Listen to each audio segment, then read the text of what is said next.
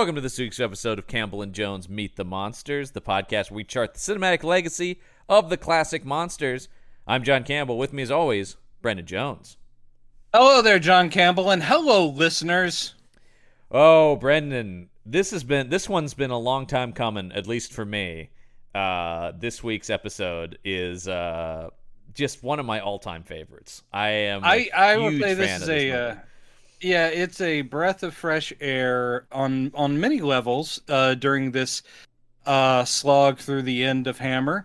And actually I'll say I've enjoyed some of the last ones more than you, but even so, these aren't great films. I mean, I will say I am a great defender of AD 1972. I think I'm hotter on that movie than you are, but I do enjoy that movie. And I just love lesbian vampires so very much, John. So very, I'll very go with you. much. I did say I really enjoyed Twins of Evil as well. That one, I really liked Twins of Evil.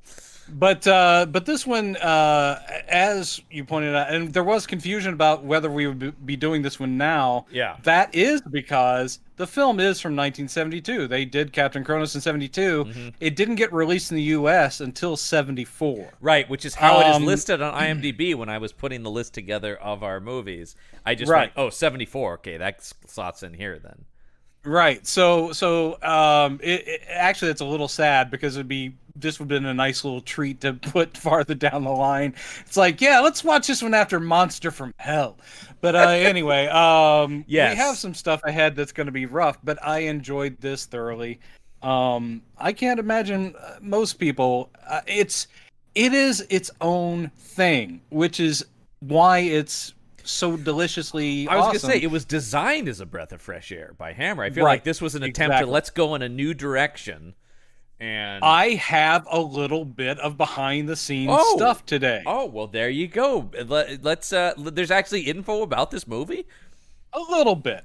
Little teeny bit. And as for me, it's one of the things I'm talking about today has very little to do with the movie, but it was one of the interesting factoids. I'm like bringing that up, even though no one cares.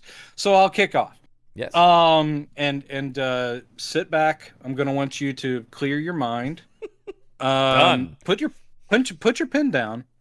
Too many people when I start these things up are taking notes. I don't want that. People at home, just relax.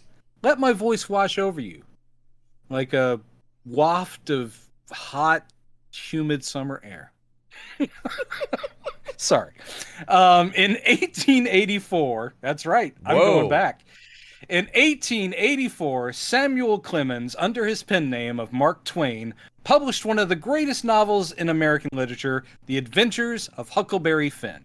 Okay. In 1972, Twain's distant British cousin, Brian Clemens, wrote and directed one of the greatest films about swashbuckling vampire killers and resurrected toads, Captain Kronos, Vampire Hunter. The film was Brian Clemens' first as a director. Also, only as director. And he had a definite plan. His quote, "The basic concept behind Kronos is a very deep one. To liberate horror pictures," unquote. He asked to see other Hammer films to get a feel for the subject, and his quote on that, "What I found," he said, "was that by the time I got to the third Dracula, I couldn't distinguish it from the first one," unquote. Clemens had accurately pointed out Hammer's problem, repetition, and sought to cure it. Concluding that Dracula had inadvertently been made a hero, Clemens said, quote, "You're rooting for a villain, even though you know he's going to end up staked through the heart. I thought it would be good to change the emphasis and have a proper hero," unquote. Looking ahead, Clemens planned using Kronos, which was the Greek titan whose name stands for time, in a series of films in which he would move through the centuries. Sounds badass. Absolutely. But sadly, we only got this adventure. I know. Brian Horace Clemens never directed again, but he was the driving force behind one of the most beloved UK TV shows of all time, The Avengers. He really was the main writer for The Avengers. So nice. Thank you, Mr. Clemens. And yes, he really was related to Mark Twain, a fact reflected in the naming of his two sons, Samuel Joshua Twain Clemens and George Langhorne Clemens. I just love that. This guy was Mark Twain's cousin, and he gave us Captain Kronos, Vampire Hunter. So that's my factoid on this little movie. He had quite the writing career. He did. No, He wrote a lot of cool stuff. Yes, he did. And The Avengers is, for me, his peak. But yeah, he only directed once, and that's no, slap on. I'd say there's some things in this movie that make that apparent, but it doesn't. I don't. There's nothing about this movie though that makes me think this guy shouldn't get another shot at directing though. No, definitely there's not. some good stuff here. There is some good stuff here. I think pacing is one of my main problems with it, but that's an editorial as well. Yeah, but I think honestly, there's story-wise, most of these movies I have some pacing notes. Yeah, that's true. Some of that's era too. I just think what a shame because as far as launching a series goes, the idea of a immortal, which isn't even touched on in this movie, but quasi-immortal vampire hunter who bounces through the centuries, I am all aboard. I mean, I've seen this movie so many. Look, I've said this before that this is probably my favorite of the Hammer movies, and it still is. I think to a certain extent because it really hits me in my sweet spot of loving swashbuckling adventure films. Like I love this is an action movie, yes, this is also very a comic booky that's the other Hammer film. I think especially as a kid this is the one that really hit with me because it felt the most like a superhero movie. You're also currently wearing a t-shirt with the design of Kronos's insignia on it. Here's the thing that's 100% believable, and also where can I get one of those? I know I would buy one too because that's one you would be explaining for the rest of the time. Mm-hmm. People are like, "What is that from? Yeah. Is that from like a comic?" You'd be like, "No, man, Captain Kronos." I mean, and honestly, I will also say of any of the Hammer movies, the most ripe for a remake. Yeah, come on, somebody should pick up Captain Kronos. Someone should pick up Captain Kronos and then carry it forward. Yeah, I mean, this could also be a series. Yeah. Yeah, I know that Hammer, even modern Hammer, has dabbled in doing television. I'm like, modern Hammer, just bring back Kronos and do it right. Modern Hammer did do a comic book series of this just a couple of years ago. Yep. I saw that the novelization of this film didn't come out till 2011. It does feel like it got a film novelization in 2011. Some kind of modern renewed interest in this movie. It is a cult favorite. It's grown in esteem since its release, no question about it. Yeah, and we'll people talk like about me, its strengths and weaknesses.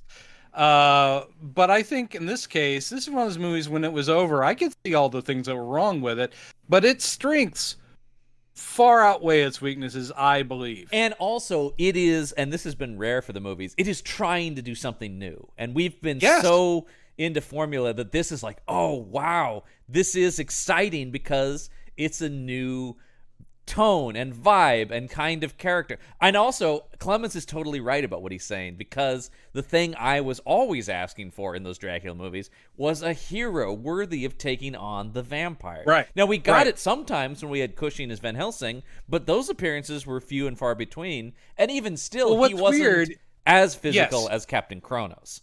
Or not even just about the physicality, though that is a point, but also, even in those instances, you do have to pick one or the other to be the focus of the film, and neither was. Right. Even when it's Van Helsing, Peter Cushing's Van Helsing, he's not your main character. He's a guy who comes in to make sure the young lovers are okay, but he's not your central guy. I think aside from... I want a hero, or you make that villain, Dracula, the focus of the film. Maybe that first Dracula movie comes closest to having Van Helsing as the main character.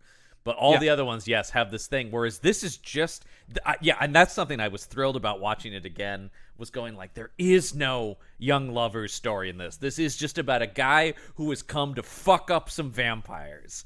I will say that we do get perhaps the most put upon and victimized family in any Hammer film, because every victim seems to be from this one sad little family. I was like going, oh, surely they won't come for... Oh, no, they're gone now. There it is. Oh, okay. What about the mom? No. There goes the mom. Yeah, what about the guy with the crutch? Oh, the guy with the crutch. He gets it, yeah. They cut down this whole family tree. They it chop just it goes. down. I know. It makes me sad that Clemens didn't get any other shots of directing, although I'm glad to see that he continued. He even wrote 3 of the Perry Mason movies in the 90s. Yep. And also he wrote 9 episodes of Danger Man, which I love as well. Yes, Danger Man. And I'm a fan of the Persuaders from the early 70s as well, because Persuaders was his other big series. Because as I've stated many times, I do love me some Roger Moore. I know you love you some Roger Moore, and I love him even more when he's not Bond. Oh man, I know, sacrilege, but I do like Roger Moore a lot. Oh, I mean, I love him as Bond or not as Bond. I mean, I'll take him as the Saint, and I'll take him. Oh, I know. I'll take him. He's great. I'll take him as Beau Maverick, the British cousin. Oh, Maverick, yes indeed. Who's that tall dark stranger there? Yeah. Why, it happens to be Roger Moore. Yeah, I mean, it's like, man, you lose James Garner, but you get Roger Moore. That's not too bad. That's not too bad. That's we'll why take it. I still do enjoy those later seasons of Maverick. But sadly, Roger Moore not in a Hammer movie as much as I would loved Roger Moore. Although he was at this point he was Bond and he wouldn't have gone anywhere near these movies. No, especially because they are waning and his career is only skyrocketing at this point. So. It is just taking off, and he's already in his 40s. Yeah. That's the thing that people forget is he was actually older than Connery, even though he came after him as Bond. But this turned into a James Bond podcast again. It always is about to. It is always about to. When I'm my friend Ibrahim Mustafa and fellow Super Bond fan, he and I have talked about we can turn any social gathering, any event, any show into talking about. We've both said that at funerals we could find a way to spin it to being about Bond. We're always a step away from it. Oh yeah, this is like when they faked Bond's burial at sea. He and I will Commander Bond. We frequently joke that somebody will go like, "Yeah, so my stocks and bonds are." Did somebody say Bond? But not today. Today we talk about Captain Kronos. We talk about Captain Kronos, another dashing hero that I love, though, and I'm gonna choose the pronunciation of Horst Janssen is my guess. On the name of this leading man here who plays Captain Kronos. Horst Janssen, who is looks very much like a hero. I mean, he's got the all the necessary physicality and look to be Captain Kronos. Yeah, he's a handsome dude. Yeah. He is athletic in the period mode. I was gonna say he also fits the period really well. He looks like a handsome, fit guy of this era.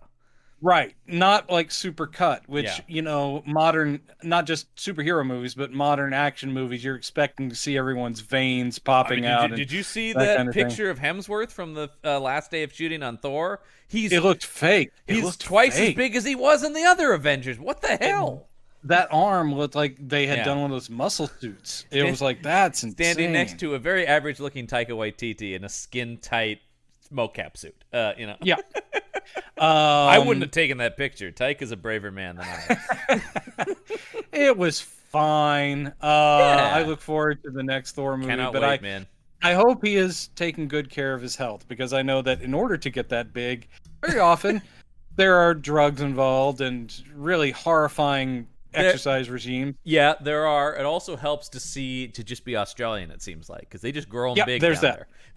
But Horst is not like that. Horst is just a handsome, fit guy. He's like what you need in a swashbuckling hero. Right.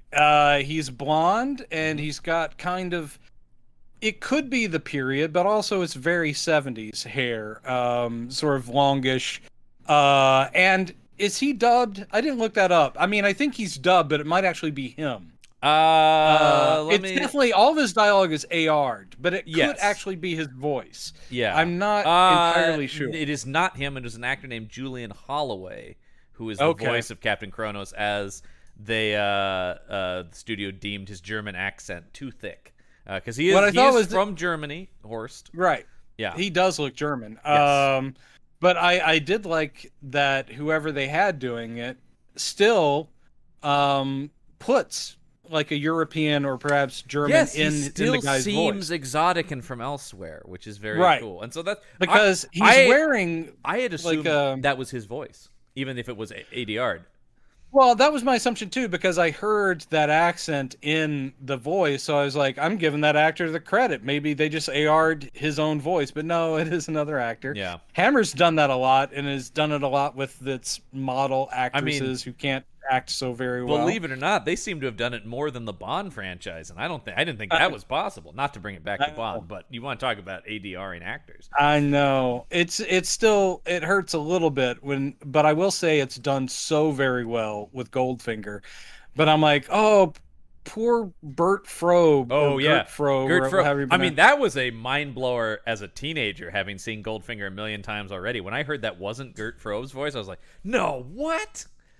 because you look at Frobe and he's acting. Like, I mean, it is an acting job. I mean, it's not still arguably maybe the best Bond villain. Like, so whoever is doing, that voiceover, that AR work, Yeah. is really matching the face performance. So it is almost seamless. yeah. And therefore, my hat's off. I just feel also- bad for him because he was an established actor, went back to being an established German actor. Also in Chitty Chitty Bang Bang. That's right. Yeah. Don't bring that up because I'll be tempted to sing some of the songs from it. But We'll another have to keep Eon going. production with Cubby Broccoli. Mhm. Chitty Chitty Bang Bang. But yes, I looked up Horst Janssen, and I don't think I've seen any other film he was ever in. I mean, obviously a lot of it's German, Right. But he's in a handful of other. But I swear, I think this is. Isn't he in Das Boot? Is he in Das Boot? No, I don't think he. I don't. I mean, he could have been, but I mean, that is one of the only German movies that immediately comes to mind that I would be familiar with. It would have only been about a decade plus away, or maybe not even a plus. It might have been exactly a decade away. It's an Early 80s. Yeah, it's an 80s film. He could have been, but Also, I don't know when it came out here versus when it was released in Germany. he fits this part, and you do get the impression Wait, I have found one movie on his resume that I have seen, and that is the Peter O'Toole movie Murphy's War. Oh, It's yes. a World War II movie that I like quite a bit. I spent I spent a lot of my youth watching old World War II movies, so says a lot about you. yes, yes, I was horrifyingly lonely. Well, I can only say that it's finally time, now that you've uncovered this, to start up your Horst Janssen fan club. Yes, indeed. I will say, and you were saying beforehand that maybe some of the failure of this movie is placed at his feet, which I think is unfair. I do think maybe he needed to be, I don't know, slightly more charming, because obviously, and this is a big reason why I love this movie as a kid, because the other thing I watched a lot of as a kid was the films of Errol Flynn and Tyrone Power. Of course. I loved swashbuckling pirate movies. I love the original Adventures of Robin Hood. I love Black Swan. Black Swan. I love Seahawk. I love the Tyrone Power Mark of Zorro. Love it. Which I have a poster for on my wall, actually, in my apartment right now. Can't get enough of it. So I love these kind of movies. One of my favorite things that can happen in film is a big sword fight. So Yes. but he doesn't quite have the dashing Errol Flynn Tyrone. He's almost there, though. I think he's just a step back, but I still think he's good. Like, you're not going to hear me say that anything's bad here. The idea of this character, I do also think it was very smart to pair him with Grost, the scientist guy, because it's like they're basically, they're a duo. Yes, and he's his their Dr. personalities. Watson. Yes, their personalities aren't the same. That's very smart. So it would be nice if Kronos, not just the actor, but the character, was a little bit more of a charming, swashbuckling hero. But you do get the impression, and it could be because of how occasionally wooden Horst is in this, is that he takes all this very seriously. Which I do like. This is a sacred charge. Yes, and it takes quite a bit of seduction by a lovely young woman, so he finally gives into that. But it's not immediate, and it's a thing of he's like going mission first. I thought I've seen this movie multiple times, but this is the first time I really thought about it. He comes off kind of like a Jedi, or a samurai or something like that. He is very, Yes. especially the poses where he's got these on his knees with Right. the sword down, and he's. I just, will say, and that weird thing where he's got the mask over his Yeah. head, and he's got his hands on either side of his face, and I'm like, what is that? We don't know what that is. There is something like. He is slightly supernatural, which we know. Yes. There is something that is almost mystical about him in that Jedi kind of way. I think all these little choices would have been something expanded on in later films, Yeah. including the fact it made me a little sad that he does carry not only a traditional sword, and then he gets a special steel sword later that's made for him, but he carries a katana. Yeah. Which, right off the bat, I'm sitting there going, how does this guy in 17 what have you, we don't even know where this is, but I'm assuming it's UK somewhere. Yeah. But and he's wearing like an Irish or Scottish infantry captain's uniform. So he fought in the British Civil War or something. So you're like, where are you from? How did you end up here? Why do you have a Japanese katana? I was a little sad that he never uses the katana for anything, except for at one point he does poke in the ground with it. No, I'm no, like, no. You're not. No. He doesn't. Yes, he does. He kills Is it in those the guys bar in the scene? bar with it. In the bar? Was that the katana? Okay. Yes, that's the katana. So That's he uses where it once. He does. He does use it once. I love the katana because I love that we don't know exactly when this movie takes place. Yep. We don't know where it takes place, and it makes me believe we are not in any semblance of reality. We are in a comic book world where perhaps he did fight a war in Japan or something like that. Right. Well, no, that's what I love. Or is he that fought that's one of those things some that you're monsters wondering. there. Yeah, that's you what I get love to about it. wondering what that's about. Yeah. And then that could have been a backstory. It could have been something we found out later. My God, maybe it was 2 centuries before. I just want a scene where feudal he's Japan. I just want a scene where he's fighting like a vampire in samurai armor. I want to see him fighting a Chinese vampire, the kind that can't stay on the ground because the earth rejects them, so they constantly hop. Fighting a hopping Chinese vampire. We got to get into the movie because we got to talk about the poster first. But I was going to say, I do like that this movie goes out of its way to establish a new vampire mythos that is unique to this, but also establishes there are many types of vampires out there. And should this have been a franchise, we would have come across different vampires in each movie, perhaps. I read a couple of reviews that were all snarky about how it's just making up its own vampire stuff. I'm like, no, what it's doing is it's making it so much broader. Yeah. It's like saying there are as many kinds of vampires as there are people, and they have different rules. Different things kill each one. And I'm like going, I love that, because it's not always the stake through the heart. Yeah. It's not always the decapitation. Oh. That's one of my favorite things about the movie is it's finally opening up it's a huge bummer to me that this didn't become that there aren't more adventures of Captain Kronos Vampire Hunter. Hashtag save Captain Kronos. Also Hashtag resurrect Captain Kronos. Yes. Let's talk about this poster, which I also love. It's good. And would like this is one I will seek out maybe because the tagline on this rules. Yeah. But it just I can imagine being 12 years old and seeing this poster and being like, I have to see this movie. Amen, brother. Because, I mean, we have Captain Kronos front and center, or right in the center of the poster, flowing cape on him. You want to talk about a superhero look. The thing I love about it is it's a photo of our actor with 2 swords out. Yes, badass. he's got the katana and his, rapier. And he's got it, and it's definitely like he's come to fuck some shit up. The cape is fully painted on him. It is. Yeah. It's weird to have a black and white photo and then a clearly painted or charcoal or whatever version of the cape where I'm like going, oh, that's true. I guess he never did wear the cape when he was sword fighting in the movie. No. But it makes for an effective superhero pose. Yeah, he's there. Yeah. He's ready to chop. He's and he's about to battle this shadowy cloaked vampire figure, which is the vampire as presented through most of this movie.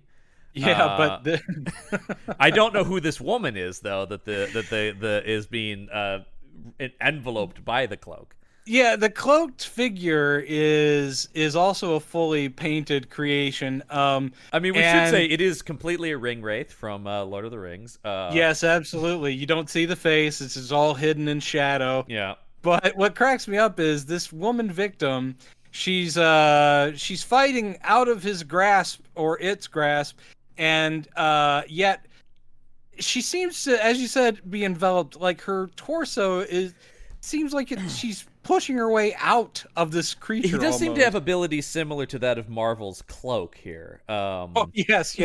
She's being absorbed into whatever the Negaverse or wherever the thing is. That's very much what it looks like here. The Shadow Realm. Which I love that idea. I wish the movie had done that. That would have been badass. That would have been cool.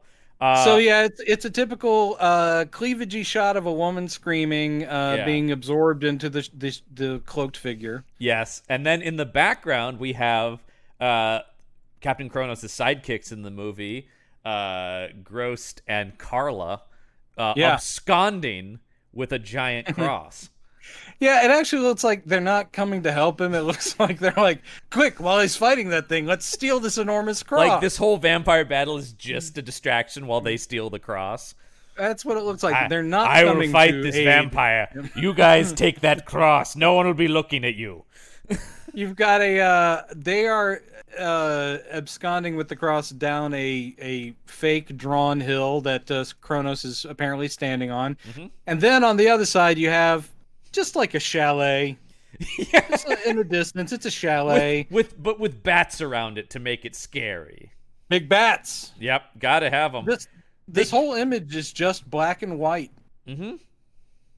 And red for the text. Yes. With Captain Kronos, and then a sword separating Vampire Hunter. And you know this is the U.S. poster because in the U.K. the film was released as just Kronos. Right. So this is clearly our poster. But read that tagline. Oh my God, the tagline is everything on this.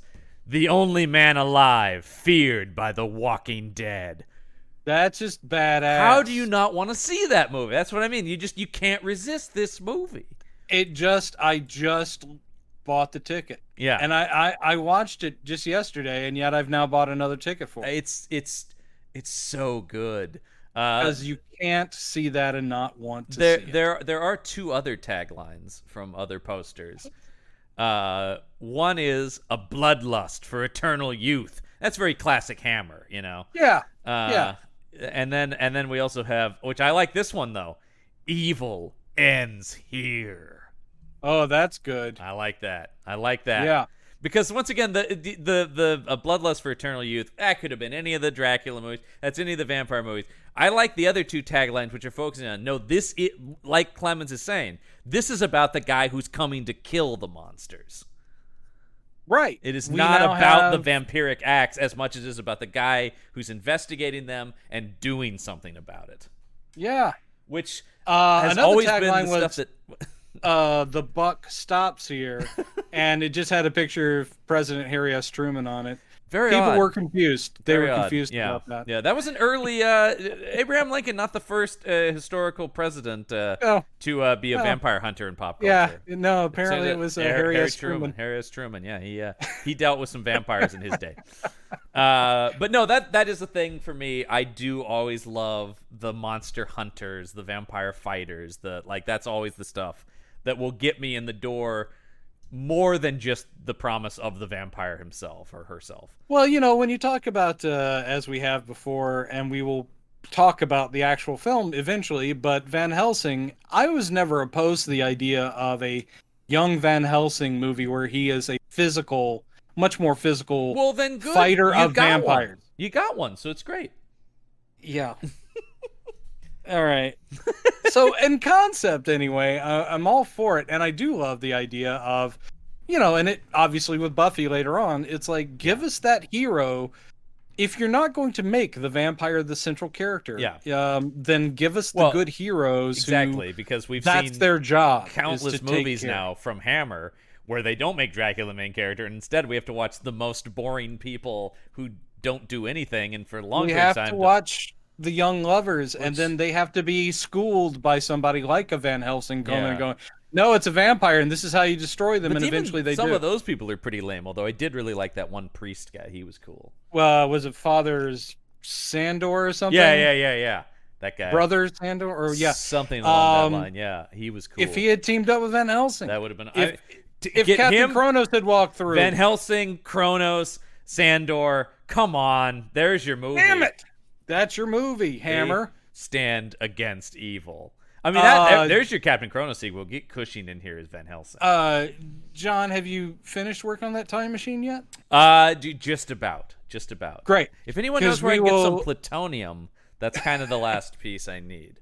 I hear there's some Libyan terrorists. Yes, that somebody else gave me that as well. Gave me that because we got to go back in time. Yeah. And when we do, we will go back to 1973. Let's say 73, because Kronos will have already come out. Yeah. And we will convince Hammer that, hey man, you're on to something. Michael Carreras, this is another little tidbit.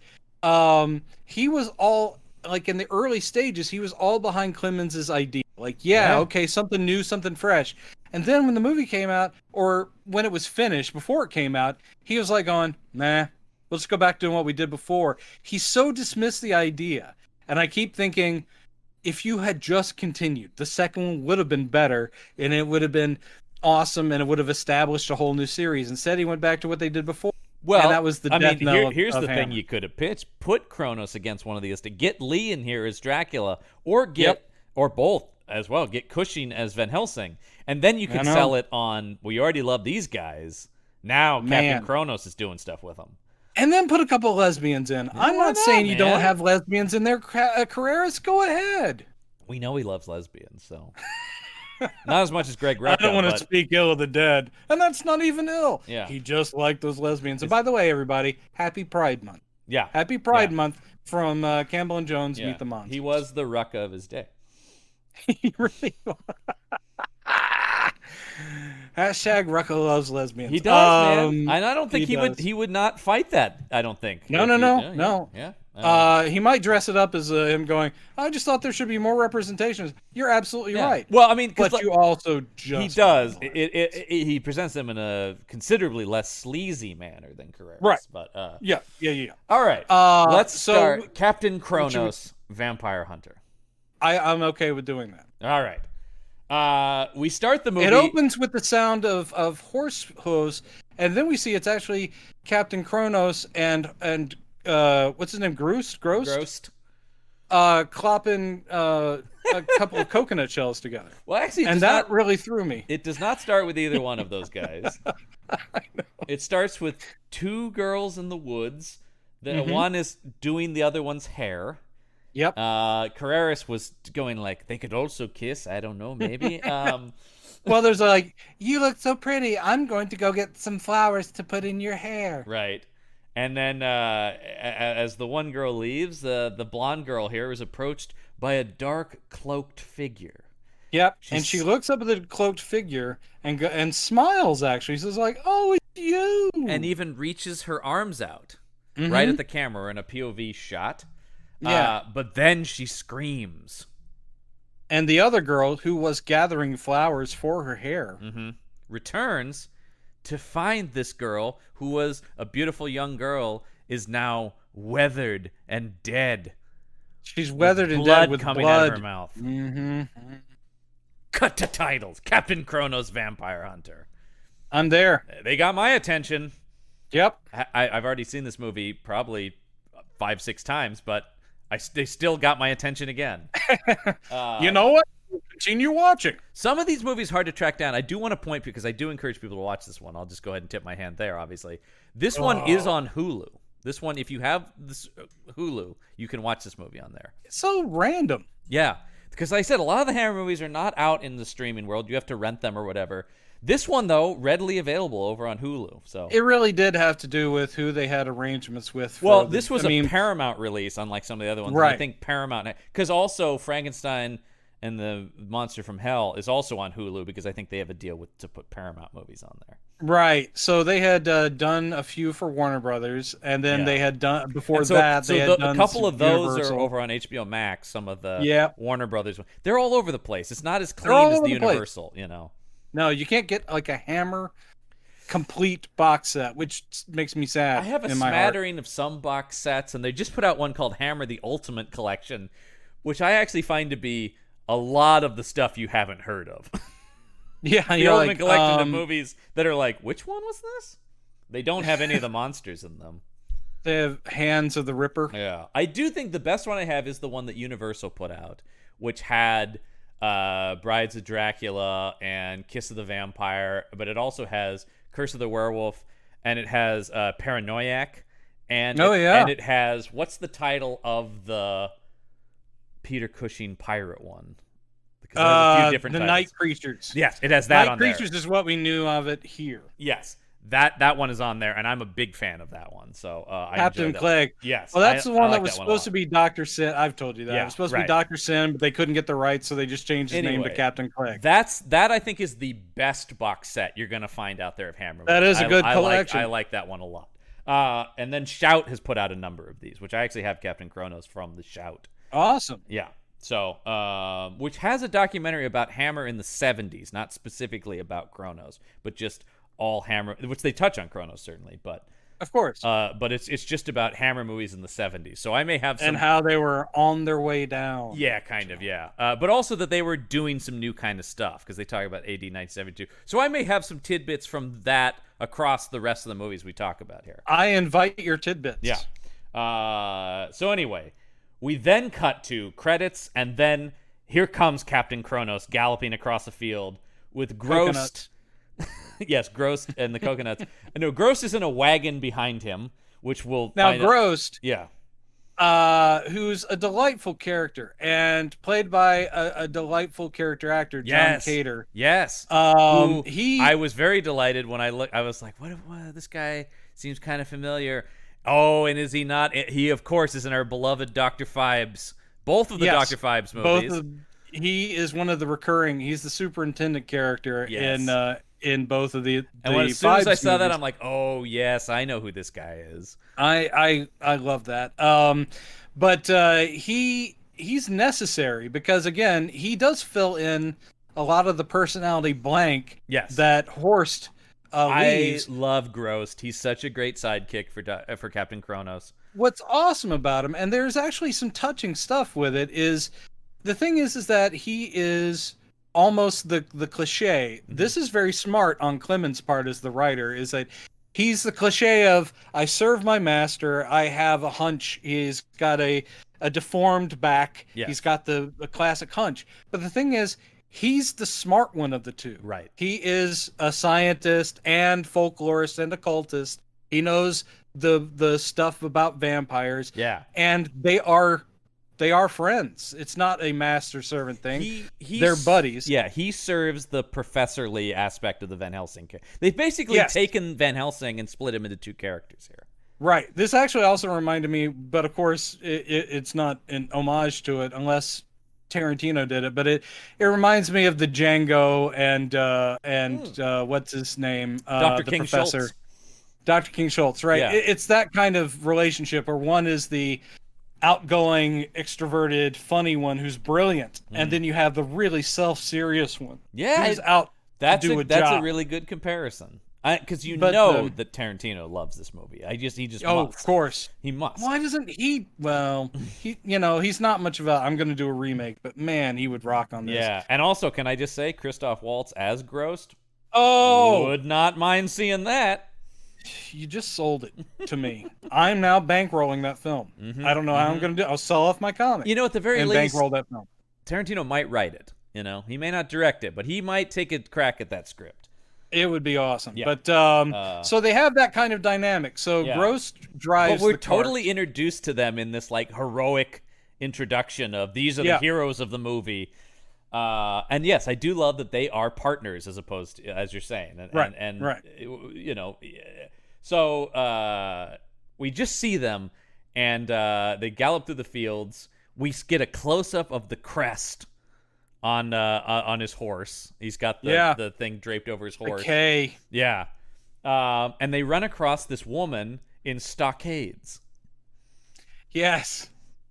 And this is Carla, who we've seen Caroline Munro. She's back. Caroline Munro. She's back. And again, not a great actress, but man, she's easy on the old eyes. She is, and I think she's likable. You know what I mean? She's not the greatest actress, but she does have a charm. She does have a charm, and this is actually a character she gets to play, Yes, which this is is something much that she better. hasn't had before. Much better role. Carla's But actually essentially, an interesting character. she is, and they write up. She's in the stocks, and basically, Kronos goes, "Why are you in the stocks?" Yeah. And she goes, "I danced on a Sunday." And then he just he whips goes, out that sword. Yeah, he goes, Oh, well, I fuck that think shit. he uses the katana here. It may be the katana. Yeah, I just want to say he does use the katana a couple times, and he just slices. They should have really made that his main weapon because it's the most exotic one. I would have liked more. I would have loved a decapitation with it at the very least. Oh, that would be awesome. We don't get any decapitations. We do get a throat slit from him, which I appreciate, which is very nice. Very nice. Oh, it's a good throat slit. Yeah. But he just slices open the lock on the stockades. Freezer, and then she and they're gonna ride on, but she just jumps on the cart. She kind of steps after them like she's going. He goes, "We're going east," and she says, "Oh right, yeah, that's fine. That's fine by me." All right, get in the cart. Yeah, and which immediately, number one, this is a save the cat moment. If we're gonna play by that, and it makes Carla the third part of this team now. I did like that too, because as the story develops, she could have easily just been like, well, you saved me, so you can sleep with me anytime you want. There's a little bit of that in there, but basically she just goes, whatever you guys are doing, I will help you with. And she becomes third part of the team. Absolutely. And she's on board with the vampire hunting later. And they don't have her as a damsel in distress. They have her purposely putting herself in danger to she becomes expose the vampires. Yeah, but it's all but man, this is one of the most self-possessed women in Hammer by far. I will say that is a weak statement, but that's only due to what Hammer has done up to this point. And honestly, I got to give a lot of that to Clemens if he's the guy who wrote so much of one of my favorite characters in television, Emma Peel. Oh yes, the great Emma Peel. He's the man who gave us Emma Peel. Mrs. Peel, we're needed. Oh, don't even start. Come on. It's the best. Now I just want to bust out my Avengers box set, and I probably will later tonight. You should. Yeah, because I have just all the Emma Peel episodes. I don't have any of the other seasons. I have the box set that is every Emma Peel episode of the Avengers. Yeah, I remember when I think it was A&E had the license for a long time, and they would do that, like the Emma Peel years.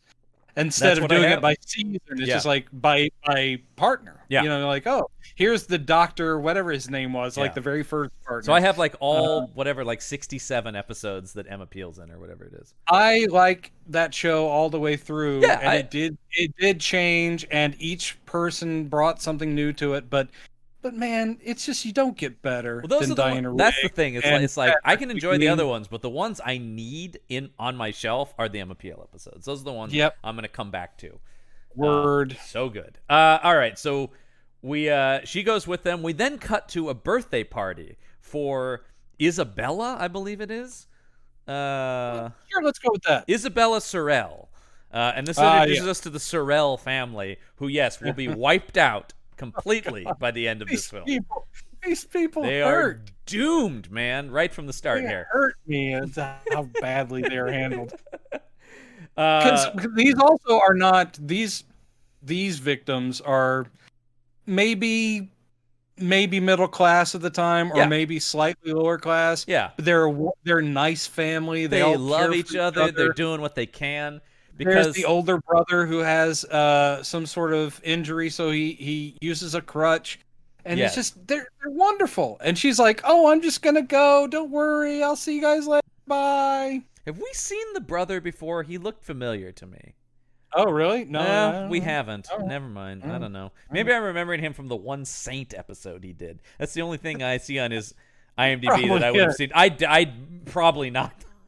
There are many Saint episodes. I don't know that I would pick out this guy from the one time he was on it, but I will say there was not too many people jumped out at me until we get to one of the guys in the bar. Well, a couple of the guys in the bar. There's like, one guy in particular that I know who's in the bar because he played a very important role in my childhood. He raised me. No. And that man was my father. Yeah, they give her this bracelet, which they're like, it belonged to your mother and whatever. I guess she's gone now, I presume. So some family member is already dead before the beginning of this. And she's like, oh, it's so beautiful. Can I get whatever? It's nice. It's just a nice family. We like these people, and that's on purpose because we know something horrible is about to happen. Yeah, because she's like, oh, I have to go show it to the others. I'll run through the woods. And you're like, don't go in the woods. I'm going to go, yes. Basically, in any of these Hammer films, if you are a woman alone, about to go in the woods, yeah, all we can say is don't do it. Don't do it. Don't go in those woods, man. Mm-mm. So she goes into the woods, and we see the same cloaked figure behind her. As she runs off, the cloaked figure comes into view and walks by. And I like this a lot. The cloaked figure walks by some flowers, and when he passes, they die. They wither and die. Yep. That was nice. Yeah. That was a nice touch. There are nice touches. There are. Also, of course, that is underlining one of the big things about this type of vampire. This is a different kind of vampire. Yes. So he approaches her, of course, and envelopes her in his cloak, and she screams, and then we see the blood coming from her mouth. Oh. And then I'm like, man, already we're like 10 minutes in the movie. We already got 2 vampire killings. I'm on board with this thing. I know you are. Yeah, I am on board because there's a fair amount of killing in this movie, which I appreciate. There sure is. Yeah. Meanwhile, we cut back to Kronos, Grost, and Carla on the road. They're making camp, and Grost gets to do some exposition here, talking about, well, yes, I am. I believe he calls himself Professor Grost. I like his little top hat. It's awesome. And he is Captain Kronos. He always makes such a deal, like it is such a comic book thing. He always does really emphasize Kronos. Yeah. He's in such awe of the man. Well, I mean, how can you not be? It's also a little bit like, any of these great heroes when they have their sidekicks and so forth. It's like, it would be like Monk or Ham saying, "Oh, him? Well, that's Doc Savage." You know, it's that thing. Is like, that's the guy. Yeah. And I work with him. Can you believe that shit? Yeah.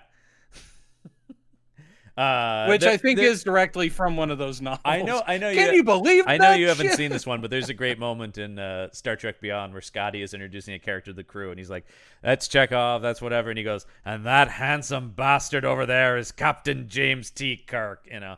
Of course. Yeah. It is that same sort of thing where it's like, "And there's your hero, lassie," you know. He gives the whole backstory about. She wants to know about Kronos, and it's like, oh, he fought many a war. We don't yet know about the vampire hunting at this point, but they talk about how he's a great respected soldier who's battled all over the world and stuff like that. But then they're also like, hey, sorry, we only have the 2 blankets, so you're shit out of luck, lady, as they go to bed.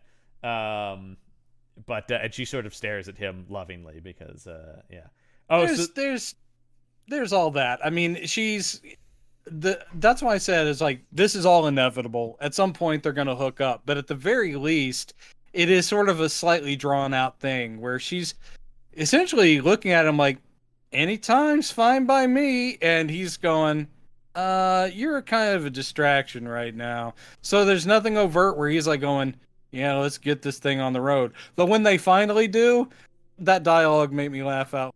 You get to that. That is where horse performance, I think, falls apart a little bit. Is the romantic stuff he's not great at. Really not. That's where we could have used somebody. You can see him as action guy, yeah, and he can certainly smolder, I guess. But yes, at the time, but it's all in that brooding hero smolder. It's not. Yeah, I love you. So she goes, well, I'd like to come along, have me, and then he goes, oh, I'll have you. Yeah. And I just laughed and laughed. Whereas that's where a Sean Connery or Roger Moore could have delivered that line. You know, that's a very Bondian line. Oh, I'll have you. Yeah. Oh, I'll have you. Yeah. Because there's no wink at all in that. There's no like. No. The portrayal of this character at this point does not seem like a guy who would actually even say that. Yeah, or really even have sex. No. Because once again, One just gets he the has impression that warrior a monk mission. Jedi kind of thing about him. Yes, he has a mission. Yeah. His sole purpose. Hammer needs the sex, but I do feel like in the remake that I'm now just assigning myself as the maker of, I would have him not have sex and really just make him so focused on the mission. Yes. So let's see. Oh, so the Isabel. It's night now at the Sorrel home, and Isabella comes crashing in, weathered, and drops dead in front of everyone. We saw her with the bloody mouth earlier. Now she's fully like an old person. And did they cast old people, or was this makeup? Because it seems like they just hired old actors. Yeah. To suddenly anytime we see them, with one exception, which is the big reveal, which is not a big reveal if you look at it for half a second. Yeah, that's another one where the HD restoration of this does not do this movie any favors. Yeah, but anytime these people have been turned old, it is just we switch to old actor. Yeah. With a wig. Like that blonde at the very beginning of the movie was so clearly wearing a wig as right. Because they're combing her hair and I'm gonna get some flowers, but like that is such a wig. I wonder why. What a weird choice. Yeah. And then the whole thing is so that the old person's hair would look exactly the same. They just slap the same wig on this old woman. You go, oh, now it makes sense. Why it's a wig. It's because they can just swap it out and go, that's the same person, but they're now old. Yeah, exactly. So she's dead. We then cut to Kronos arriving into town. He arrives into town, and he's looking for a Dr. Marcus. Mm-hmm. And they're like, yeah, there's a servant guy. He goes, yeah, Dr. Marcus lives over there. And he's like, thank you. And then he's asking Carlos, like, who the hell is this now? What's this guy's deal? And then once again, now she's like, oh, that's Captain Kronos. And once again, now she's a little bit in on the like mystique of the man. Yeah, and there's a whole is it Grost or Marcus that goes he's totally a hired vampire killer. This is the man's job. Oh, that's at some point that's Grost later. It's later. Later, yeah. They just come out and say, "Look, this is what he does." Because he rides around, he gets paid to kill vampires. And they do the classic thing of Kronos and Marcus being like, "Wait a minute, what are you doing here?" And then it's like, you old son of a bitch. Like, yes, that's a great trope where it's like, oh, are they enemies? They're giving each other that stare, and then it cracks like, you old pirate. I think it might happen in every Action Shelf movie. Every movie we do on the Action Shelf podcast, I think has that scene. And yes, you old pirate, you can't not think of Empire Strikes Back as like the ultimate one. Because that is... Oh my God. Yeah. Come on, Han Solo, Lando Calrissian. Ugh, it's too good. I want more of them. That's why I wish that Solo movie had been successful. I'm like, I want to see more of those guys in their youth, like hanging out and doing stuff. We are getting the Lando Disney Plus show, so. Yeah, but that's actually going to be modern Lando and him. I mean, aged Lando with that stormtrooper lady, isn't it? No, it's Donald Glover Lando and the Young Adventures of Lando. Oh, I thought it was actually spinning off of Rise of Skywalker. No, it's the Solo Lando. Okay, well, just for I just want to be clear, I am very drunk right now.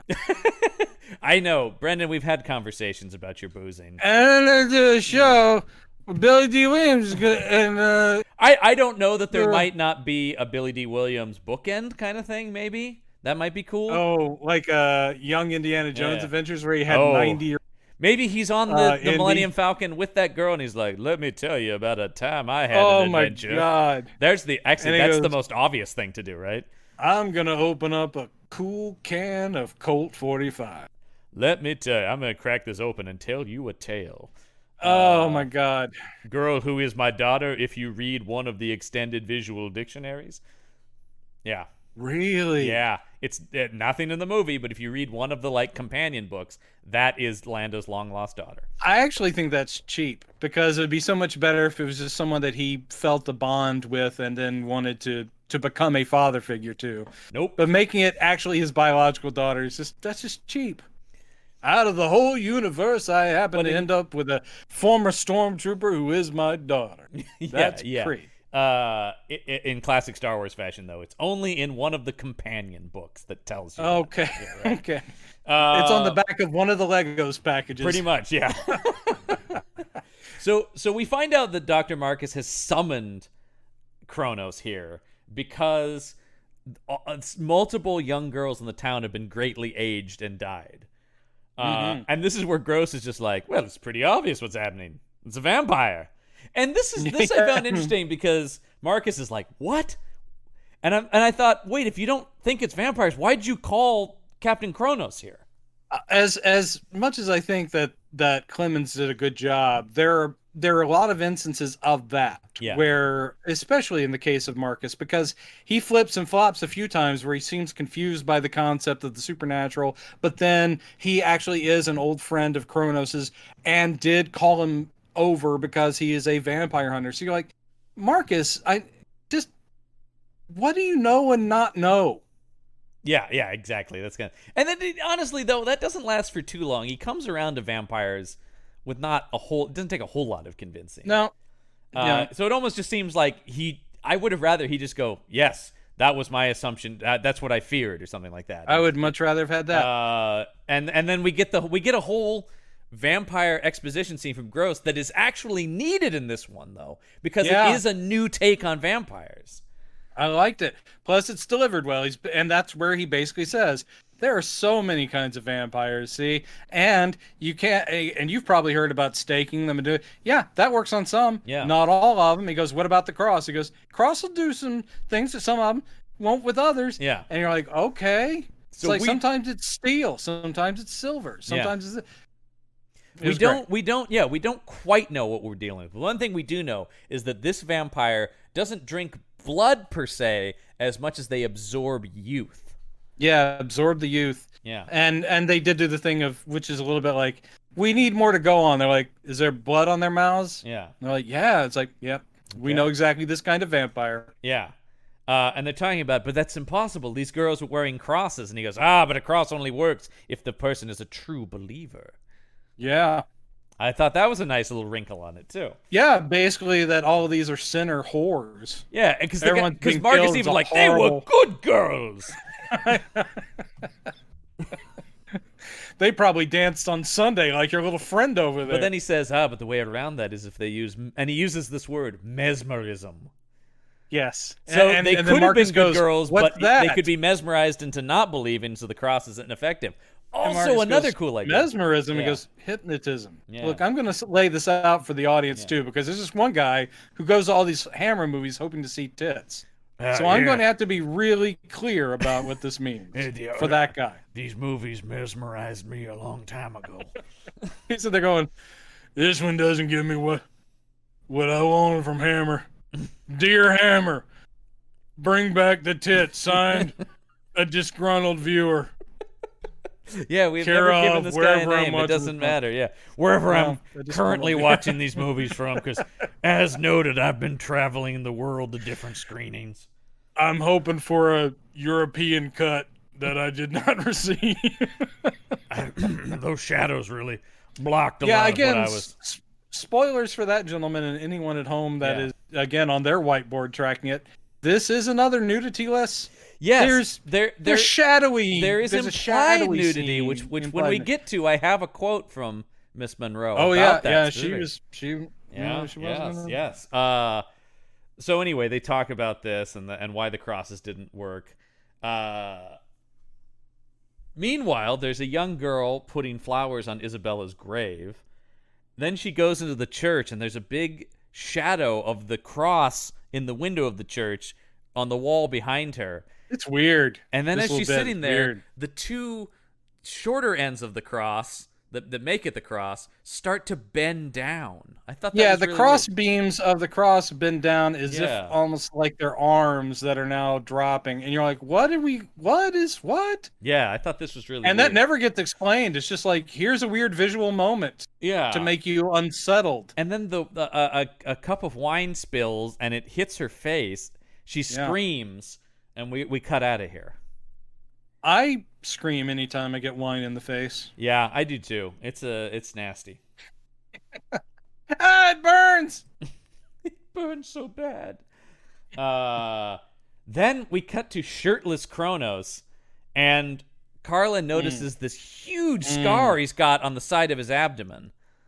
Yeah, this thing it looks like at one point in his career, he was nearly sliced in two because it wraps from like his spine all the way around the side and like right up under his ribcage. This is a cool scar, man. It's a cool scar. And this is, again, I like this about the way Clemens did this and the katana. It's just dropping a mystery of this man's past in your lap that is never explained. She doesn't even, and I respect this on the writing. She could have seen it and said, "Where did you get that?" Opening up a story. It almost seems she doesn't. It almost seems like she's about to, but then the church bells ring, and Kronos is like, "I'm needed." Yeah. Plus, he has kind of marks on his neck. Yes. He has been bitten by the vampire. Yes, exactly. So he takes off, and they find the girl in the church, aged to death.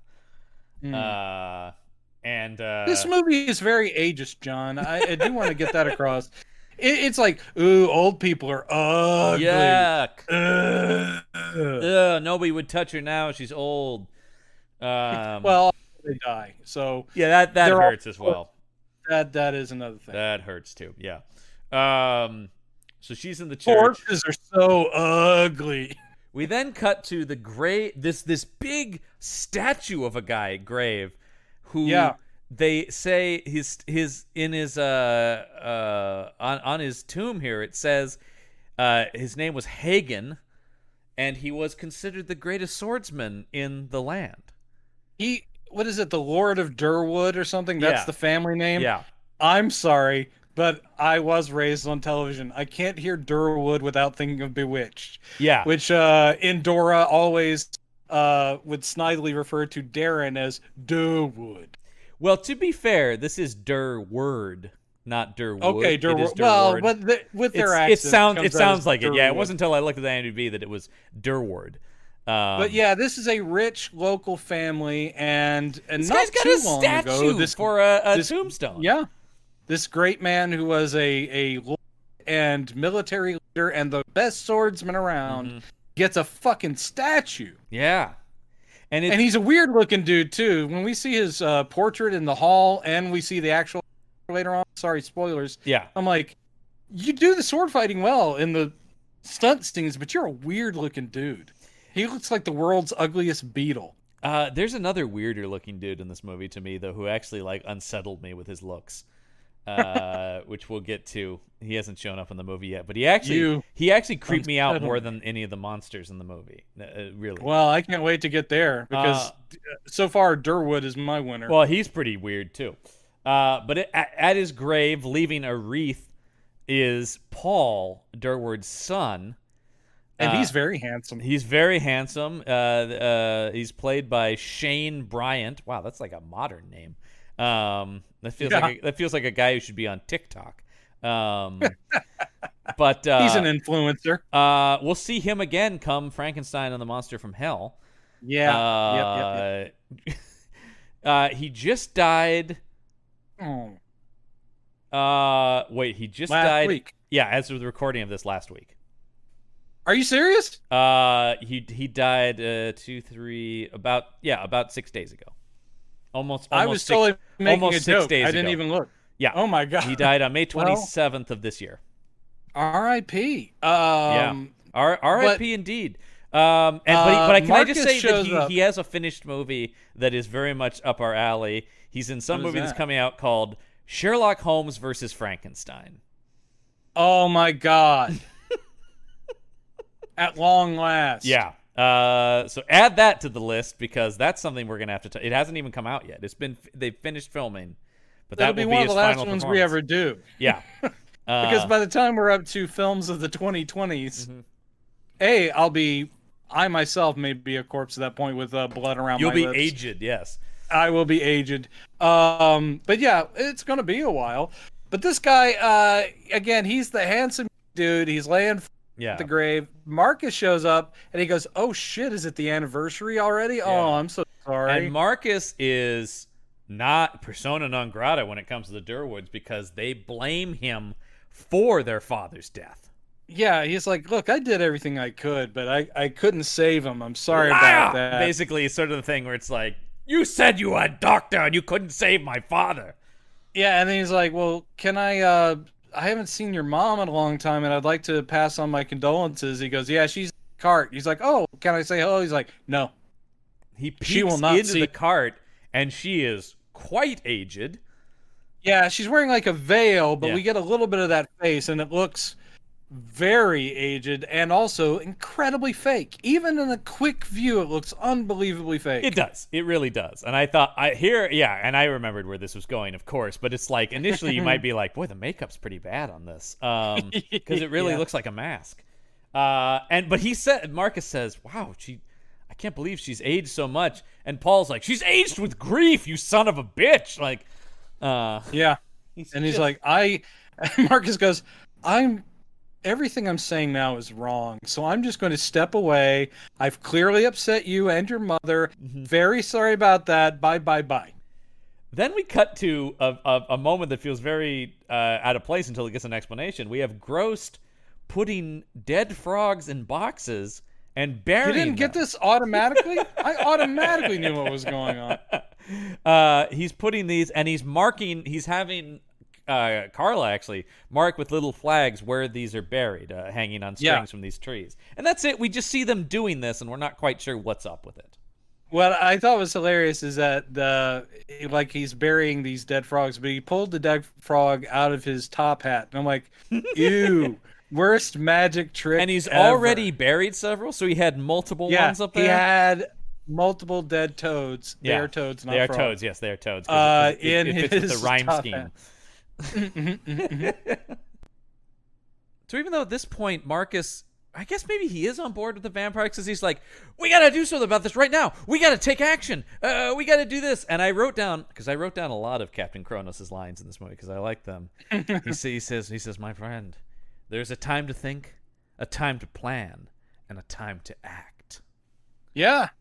He gets a lot of good hero dialogue. Yeah. And I like, that's cool. That's a great line. Yes. Because right now we're in the thinking and planning stages. Right. We're not yet at acting. And that also speaks to what kind of character we're dealing with here. This is not a guy who's just going to fly into a place with his swords, all right? The actual longer line that they cut down was there's a time to think, there's a time to plan, there's a time to bury toads. There's a time to act. So then this is where it sounds like it's a time to get it on based on this next scene, though. Oh, yeah. Because Kronos is staying in a barn of some sort, it seems like. And once he's shirtless a lot in this movie because, that's what heroes do. And that's what the ladies are there for. They're like, Hammer's basically saying, we didn't forget about you, gals. Yeah. As Taika Waititi said about putting Chris Hemsworth shirtless, you got to put bums in seats. That's right. He wouldn't have said fannies because it means a whole other thing to the Brits. Yes. Even though he is from New Zealand, but I think that still carries over. Oh, yes, yeah. No, I think that is the same slang over there, yeah, too. I think it is. There's a lot of shared stuff there.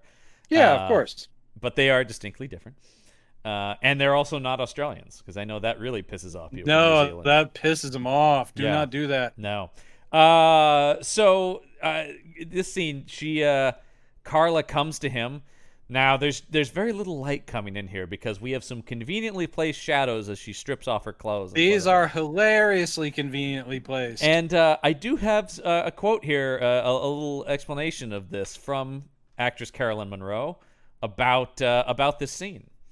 Because she says throughout her whole career, of course, she refused to do nudity, even though she was constantly offered roles that required it.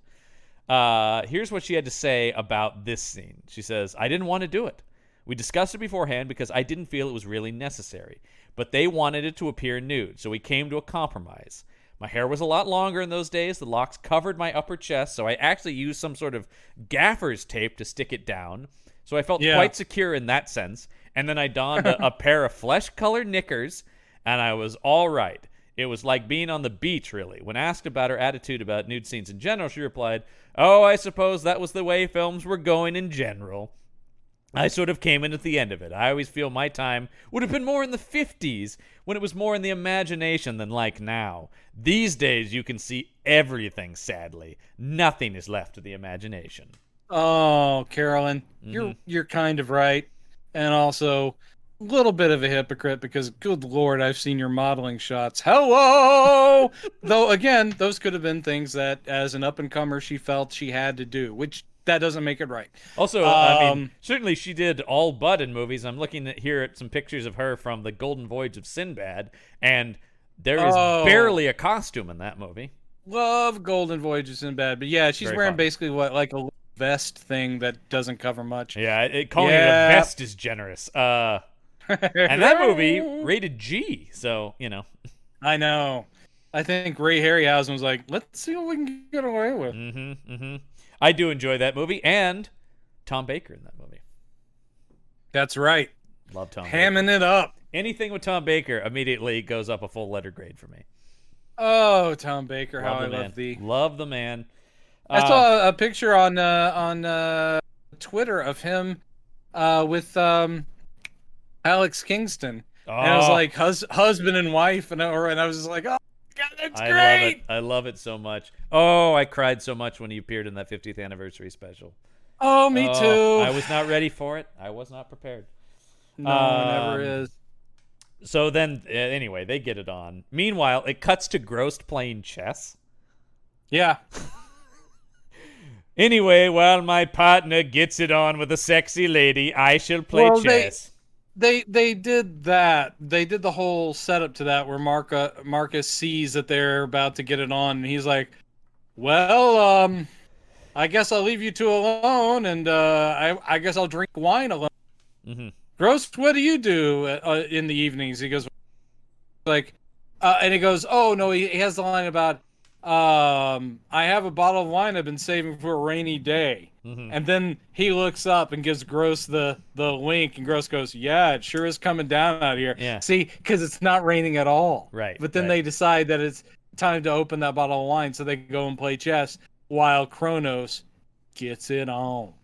Then and they start up the 70s wacka wacka guitar, and it's really weird.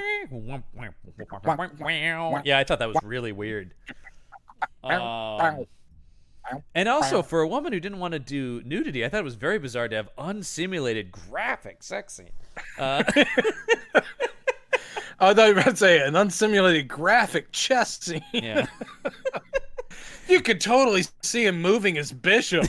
They were playing for real in this scene. Then we have Gross talking about, well, because of the blood on the mouth, the vampire attacks with a kiss. And then we hard cut to a very aggressive kissing scene with these two people out in the woods. That almost seems like an attack, but is maybe some kind of sex game. It's weirdly staged. Yeah, it's weirdly staged because she's kind of like weakly fighting back, like, no, but she's not real. And then he keeps moving in and kissing her, and eventually she just like, I'm fine with it. Yeah. And then they're just talking once they part. And since they're just talking and she's not going, how dare you? Mm-hmm. You go, oh, this just must be the way they are playful with each other. And then she says, hold on, I think I see somebody over there. And he's like, yeah, I don't. And then she says, well, anyway, I need to be getting back home. Let me just... And he goes, I can walk you there. She's like, no, I'll just walk through the woods on my own. She goes, yeah, literally, like, I'm 2 blocks away, even though they're in the woods or whatever. And so he watches for a while, and she's like, bye, and she goes up a hill, she goes down a hill. While she's down the hill, suddenly scream. Yeah. And he's like, what the fuck? She is literally maybe 15 yards away. And he runs over to her, and of course, she has been aged to death. Oh, God. The guilt that dude has to live with. Mm-hmm. Then Kronos is summoned to the crime scene of this, of course. And they say, well, this time, though, we have a witness. And they're talking to the man who they might as well have been putting a shock blanket over him, It's that scene from any, like, serial killer movie or whatever. Yeah. He goes, well, I never saw anything, but she said she saw someone. And they're like, whoa, what did she say she saw? It's like, I don't know. She just said he was old. He was very old. Yes. And so then they said, time to check the toad boxes. Yeah.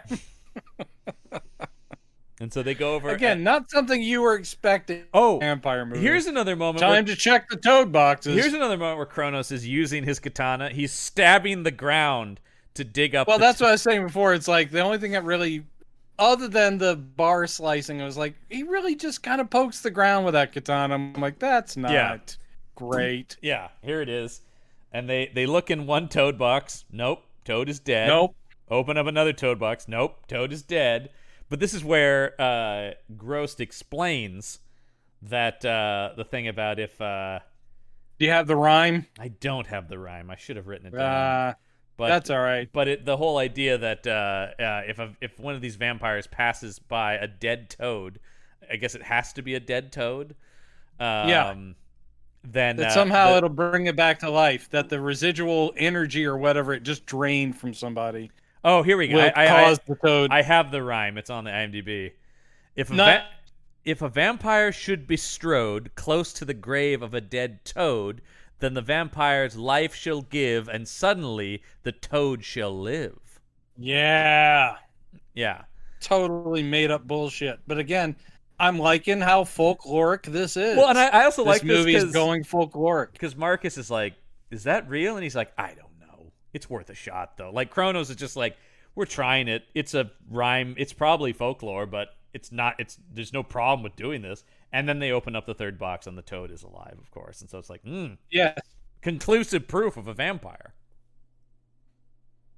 And so I bought it. And so Marcus says, so we're looking for someone old and weathered. And they say, no, because it's been feeding.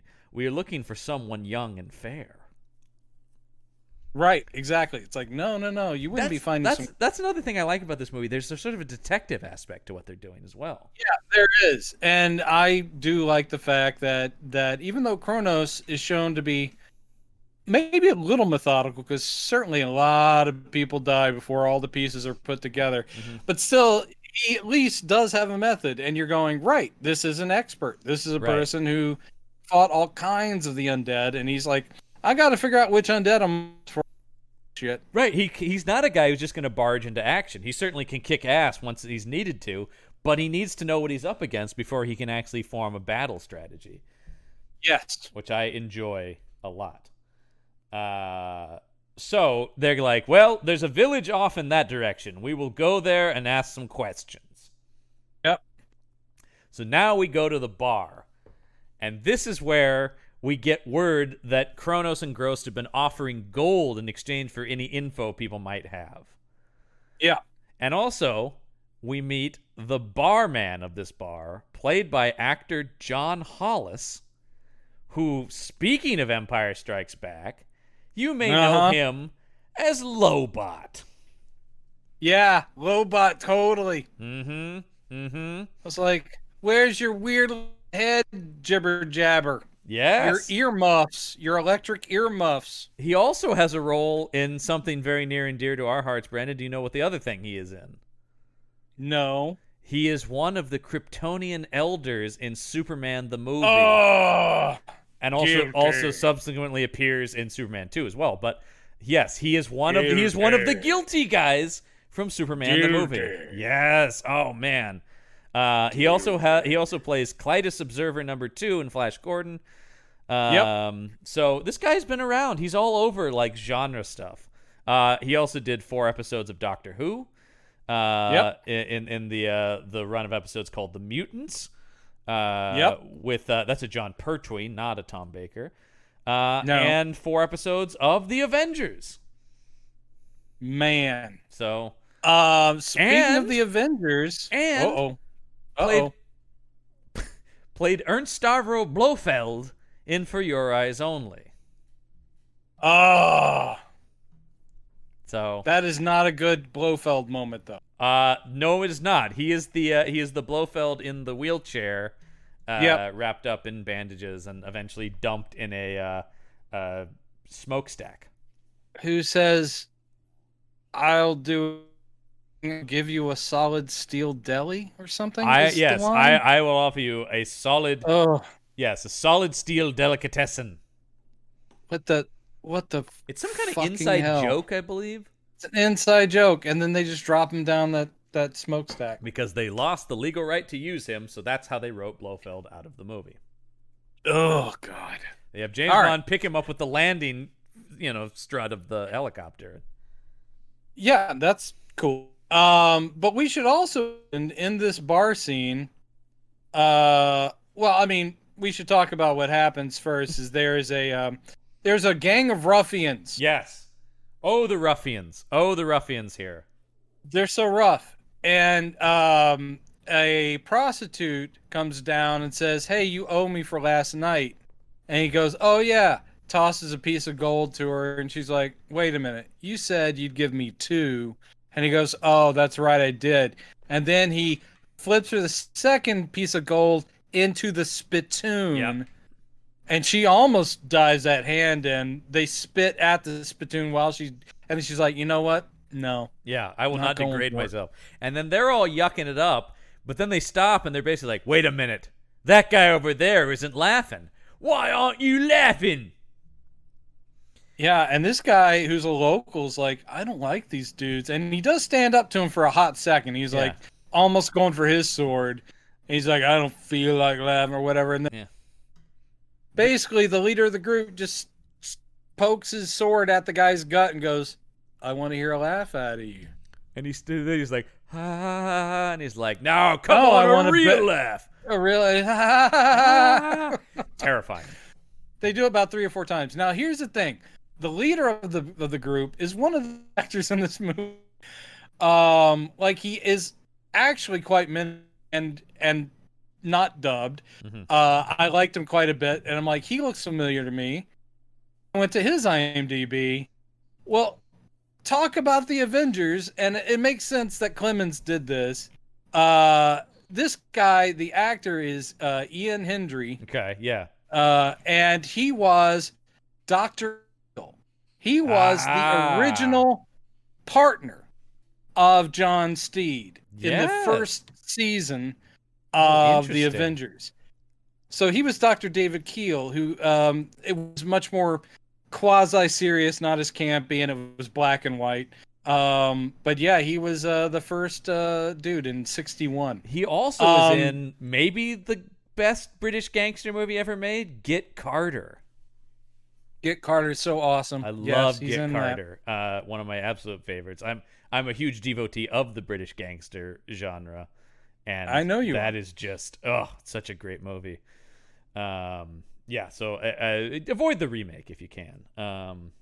Yeah, even though I had hopes for it, but no, that wasn't good. And I love Stallone, but that just it didn't work. Yep.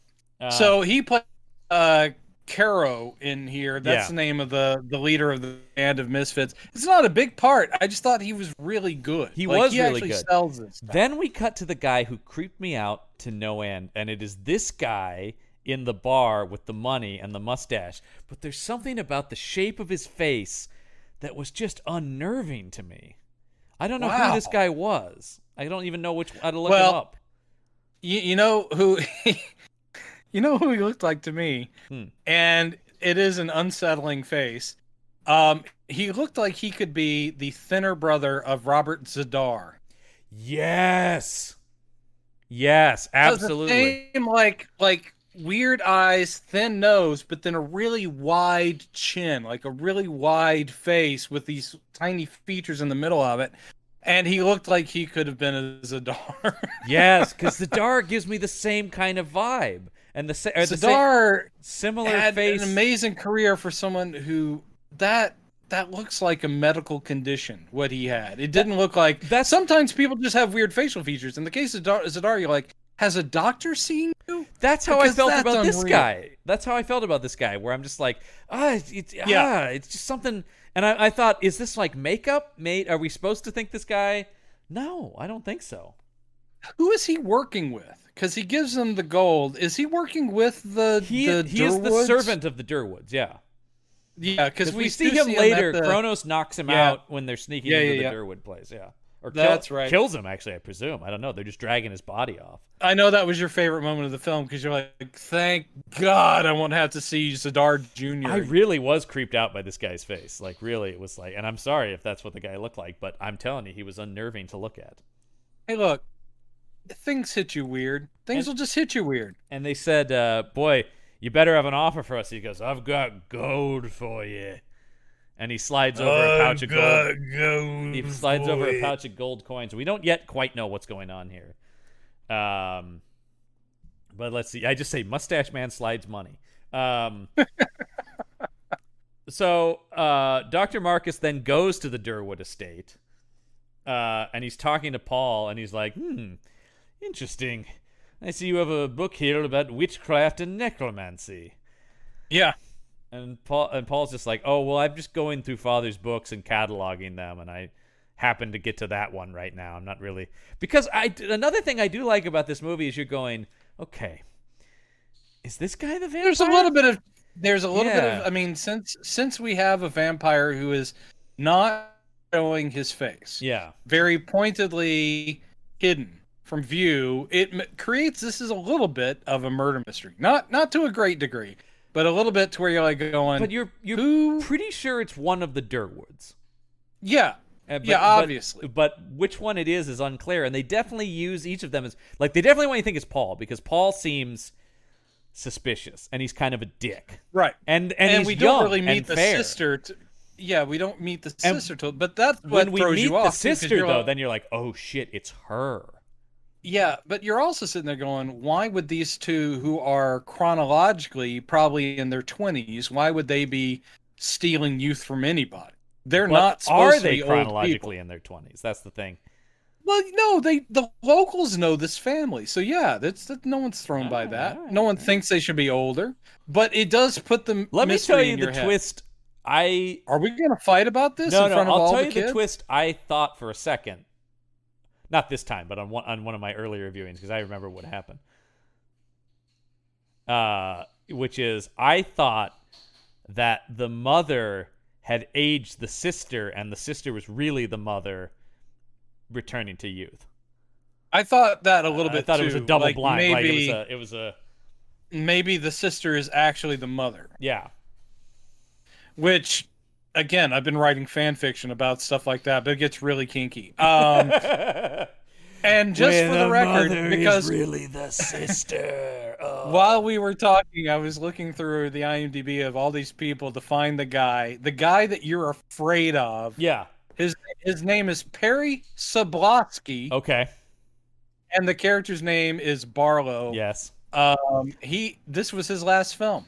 Yeah. Probably because his face freaked everybody out. Maybe I shouldn't act anymore. But he did some other stuff for Hammer. Moonbase 3 was a TV series that Hammer did. He was also on the buses, at least an episode. And that was a sitcom that Hammer did a film version of.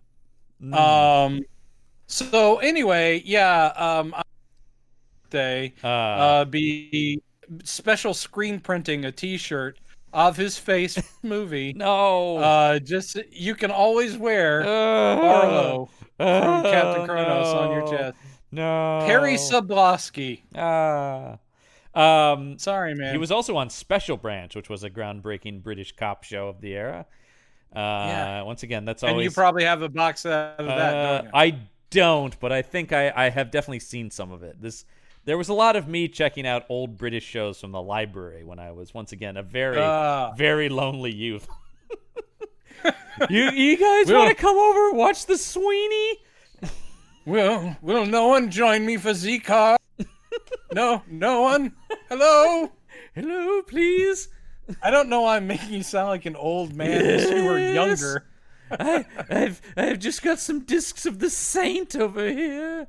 I just finished my trigonometry homework. Will no one join for? Yep, that was dead on 14-year-old me, yeah. I have tea and biscuits. You're weird, John. We call them cookies over here. I have always been a bit of an Anglophile, I will say. I do love the I get British it. culture, and particularly the pop culture, the TV and movies and stuff like that. Yeah, no, I get it too. It always just seemed more sophisticated, and in some ways, the TV in particular, a lot of it I'm was always more ahead of the American stuff. I'm always more drawn, probably because what was most available to me when I was growing up, and it was usually on PBS, is where they would usually show British television, but it was mostly the sitcoms, and so not so much the cop dramas. I watched Mystery and Masterpiece Theater, but that's a whole other thing. Oh, I was way into Mystery on PBS as a kid. Of course. Like I was like, I can't miss Mystery. You guys, tonight Clive Owen is in Second Sight.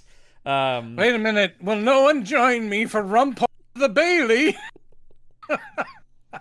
I did plenty of that, but I was watching things like Rising Damp and what was that thing called? The Bastard, or was that what it was called? Or The Blackguard? It may have been The Blackguard.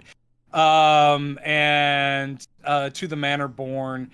A lot of their sitcoms. I never really got into Are You Being Served? I mean, I gave it a shot, but I was like, oh, it's just dated jokes about either oversexed people or homophobia jokes. Yeah. It's like, okay, I get it. Yeah. Do love me some Fawlty Towers, though, if I'm watching. Well, no, Fawlty Towers is the whole other thing. It's a masterpiece. We don't need. It's perfect as it is. Yeah.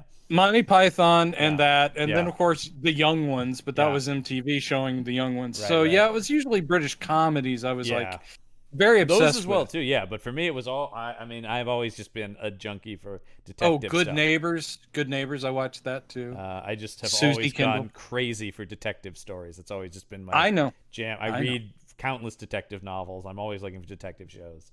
Jeez. But I don't love You're a cozy in the wrong mystery. Business. Cozy mystery is not my thing. They're just too cute. Man, those when I was a used book buyer for a while, that always cracked me up. And people that read those read all of them. Yeah. So when they would sell them, it would be boxes and boxes of things with pun titles. Yeah. It was always like what is it? Cookies and cremation. Yeah, and you're like, oh, it's cookies and cream. I get it. Yeah, it's that is my mom's jam. My mom and it'd be a mystery that had an ice cream recipe in the back. Yeah, like, my mom reads almost exclusively books with recipes in the back. She loves a mystery, but doesn't want it serious or dark in any manner. What always cracks me up with that stuff is that even though they're cozies and they have like an eccentric lead detective who's actually runs an old bookstore or is a champion knitter or some baker kind of or something or baker. But the thing is, like, we're still talking about people dying. So I don't know how cozy we can take this. It's kind of corpses. It is corpses, but it's always like it's never like a brutal knifing or something. You know what I mean? Like it's never. Well, thank God there are a lot of amateur watch repairers and their clever cats solving mysteries out there. Yeah. A lot of cats and bunnies and things that are solving mysteries. Yeah, like I said, that's what my mom likes. My mom doesn't like when it gets, so she loves the adorable British, like Rosemary and Thyme and stuff like that. Sure. And those kind of cuter murder mystery stuff. Whereas Agatha Christie had no idea what she was starting with Ms. Marple. Right, exactly. Stuff like that. Whereas like, I love me some Luther, and stuff like that. Where it's like I want to get into the darkness, and he's hunting depraved serial killers and things like that. Wire in the Blood. Yes. Oh, I love Wire in the Blood. There's great stuff out there. Yeah, we have veered off of Captain Kronos, which is a shame because this is a movie we do enjoy. Oh, I love Captain Kronos, man. This is and I love it partially. Once again, one of the reasons we switched this is because I love the detective story aspect of it a little bit. I love it is an aspect. Some of these could have used. Yes. A little bit more Van Helsing being a detective. Yeah, I like that idea. And then just finding out, oh, it's just Dracula again. Yeah. But still, you have Peter Cushing, a great Sherlock Holmes. Let him do some Sherlock Holmes stuff. Which, one of my favorite Hammer movies, that Hound of the Baskervilles. It's a good one. It's a very good one.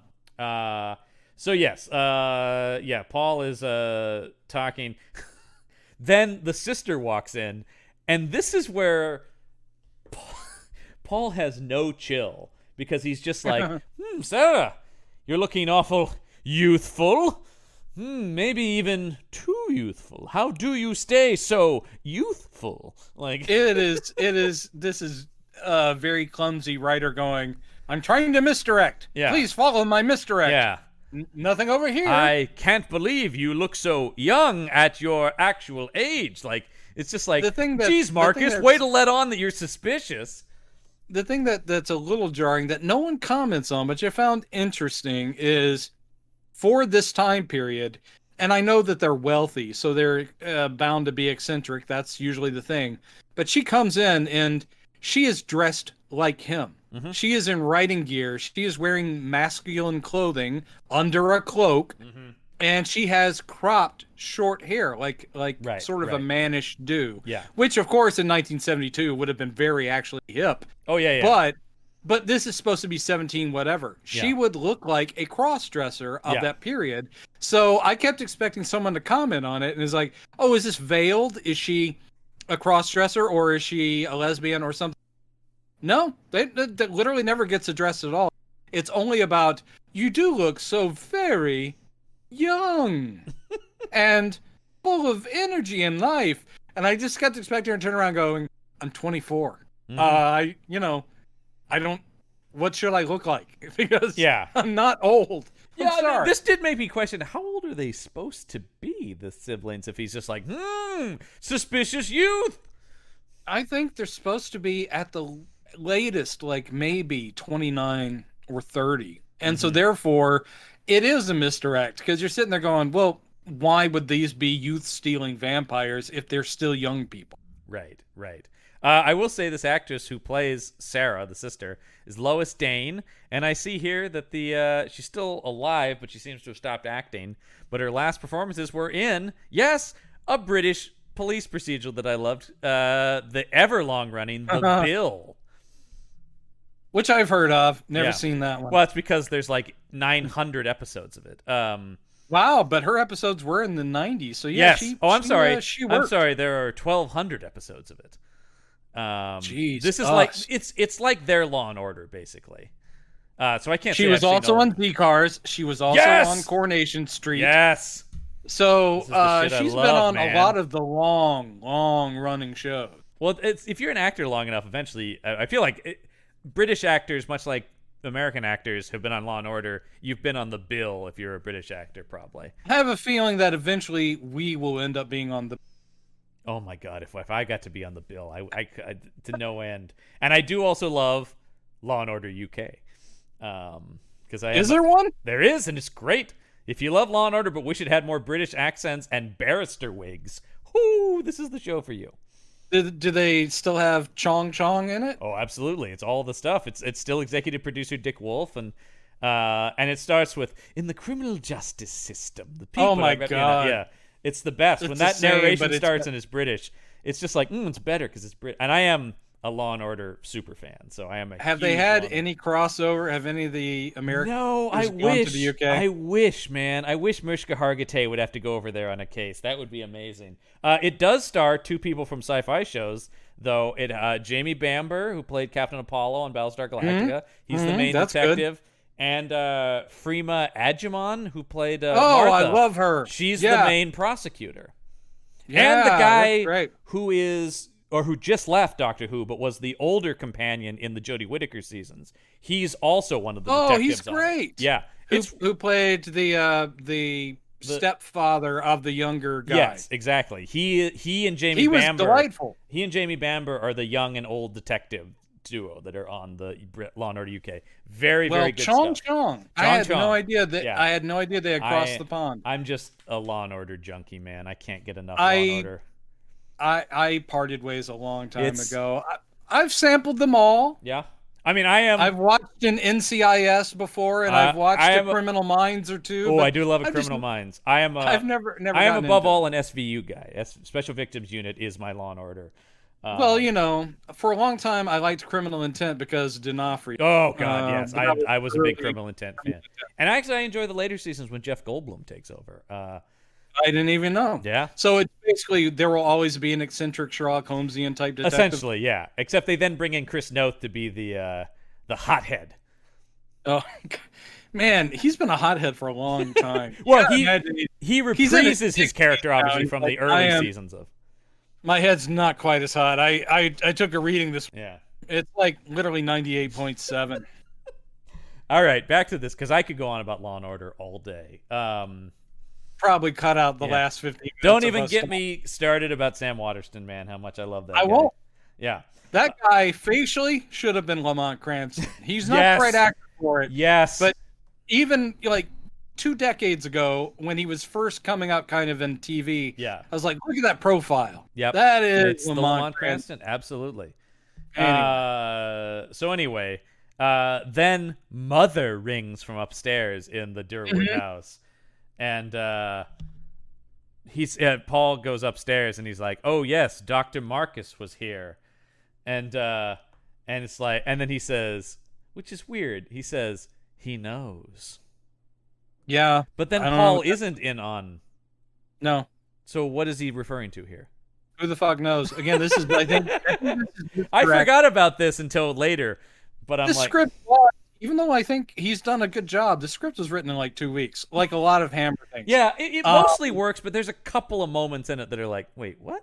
And he also says to his sister, like, "Do you want to come up and see Mom?" And then she goes, "No, man, she's looking pretty harsh." Yeah. What was it? All I see is myself in the future when I look at her, and I know what awaits for me. And you're like, Jesus, there's lady. There are a couple of good moments because there's also, have we missed the sensitive chat with Grost and Kronos and Carla? No, because that comes after the bar fight we're about to get to, which is the next scene here, which is Grost and Kronos come into the bar we saw earlier. And these hooligans immediately start picking on Grost for his humpback. Yeah. And Kronos is like, "Hey, that's not cool, man." He's like, "That you're talking about my friend there." Yeah. Which I love. I love Kronos being like, "I'm not going to stand for this shit, all right?" He's a human being, and he's a pretty cool guy if you get to know him. Yeah, he's like, a lot of people have physical defects. It has nothing to do with that. That's and he goes, "I could call you, I don't know." The guy he calls Fatty, by the way. Not fat, really. But he's like, "I could call you Weasel Face or Rat Face. I could call you Baldy. I could call you Fatty." Yeah. They don't like that. Didn't you just want him to throw in, like, I could call you Fuckface if I wanted to? Like, I just want him to, like, throw one in that's just needlessly crude. I could call you Mama Smegma. Yeah. And that doesn't even make any sense. Yeah. Mama Smegma. But it hurts. It hurts nonetheless, doesn't it? I see you tearing up. Yeah. You're tearing up, motherfucker. And you just stink. Like, literally, like it's a problem. I gotta be honest. I mean, I know showers haven't been invented yet, but there's a lake out back. Yeah. You could totally, freak. Address something. Like, I may have to leave the bar now because it's overtaking me. So he says, like, this stuff. He's like going, I could call you this stuff. And then they move on him. Mm-hmm. But he is so fucking lightning fast. I love the way this happened because the main leader here, he pulls his sword. But the second this guy gets his sword out even, Kronos is just with the katana. And we see the bloodied other 2 guys next to the leader fall dead. And the leader kind of stands there for a second with his sword. And then he starts to waver and goes down. Yeah. And you're just like, damn. And we see a little bit of blood like hit the bar as well. Yeah. Like, it's I just also love the fact that Grost was standing next to Kronos. Mm-hmm. And Grost, like, they are a team. Because Grost knows what's coming. So Grost had he dropped. Yeah. Like, he shrank down because he knew that he would be blocking the arc of Kronos' sword. So when the guys fall down, Grost is, like, kind of in this crouch with his beer. And then he just stands back up like, "You did it. Great." Yep. Drinks his beer. They're all dead. Oh, it's good stuff. Would have been nice if he had taken a head off here. But you know what? Look, all right, I'm not getting greedy, but I would have liked to have seen a head come off. I'm a sick, twisted man, yeah. You need to I look for the darkest, most messed up of British detective series, and I read my serial killer novels, and I'm a mess. It's all right. I'm a mess, man. That's what happens when you're raised by TV, right? Yeah. So meanwhile, Marcus is just wandering the woods. As you do. Yeah. And he sees the dark cloaked figure and goes near it. He sure does. And he's like, "I know who you are." And then the figure envelops him, of course. And then we see blood on Oh no, his he rides mouth. his horse at the figure, and he like goes through it.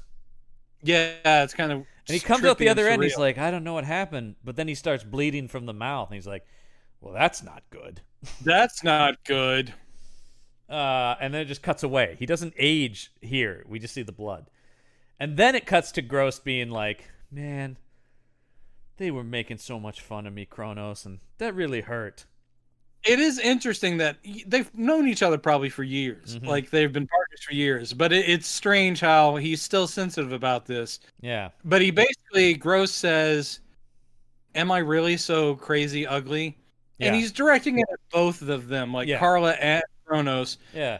I mean, like Carla, you do me, right?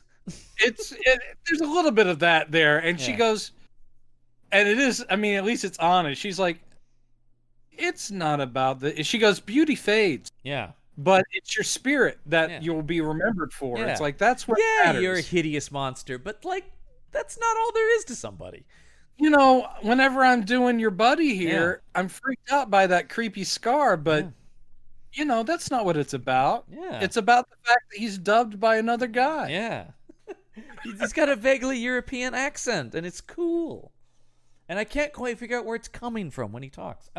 He has dreamy blue eyes. Yeah. He's very Aryan Nordic looking. He is. He definitely is. So they and then Kronos goes. And by the way, they were paid to say that shit too, man. Yeah, that's true. And he he brings that up. goes, what do you mean? It's like they were clearly paid to start a fight and kill us. Yeah, I like that too because it's like, and Gross man, is just I'm like, not shit. oh, well then never mind. Fuck those guys. Yeah, exactly. Fuck those dead guys. Yeah. I did like the scene. Here's one thing I liked about it. This is a kind of movie that you would think they wouldn't even bother to have a scene like this at all. Yeah. This kind of character building, I'm like, good for you, man. And by the way, I appreciate this, a brisk 91-minute movie. Yeah. Well, it's brisk, but it does have editing problems. It does, but it moves much better than a lot of the movies we've watched. And one of the things that is a little sad about it, and it's not their fault, the budget again, and where they were able to film. I mean, I wish Hammer had made this movie earlier in Hammer when they had a little bit more resources and a little bit more going on. They reuse this one hill, which is a grave site. There's a couple other things. They use it over and over again, and it's supposed to be different locations, but it's clearly the same hill. And in that Hammer book, they're like going, the reason that the camera is set where it is, because every time they're on that hill, they have the big fight scene later, the sword fight with a bunch of people. And they're like, the reason that camera's down there is that if they had raised it a little bit, you'd see tract houses. They're like, that's literally just a neighborhood. If they had moved up, you would have seen the tops of people's aerials on the other side of that hill. And they're like going, they made it work. You're like, yeah, but that's sad. It's sad that they had to. Yeah. It actually, I mean, that's the thing, though. The movie's enjoyable enough that I'm not thinking about that too much, though it's the same. You know what I mean? Like, certainly not. But like, oh, yeah, it's again, it's a missed opportunity, this movie, where it's like, that's why better I want budget to make the A version of this movie. The studio budgeted. It's not even a huge budget. This is the kind of movie you do a remake of. Yes. We are both in agreement. Yeah. The movies you remake are not the classics. You don't remake classics. Leave them alone. Yeah. They're classics for a reason. You make the movies that had a kernel of something really good, but something let them down. Budget, the director, bad casting, whatever.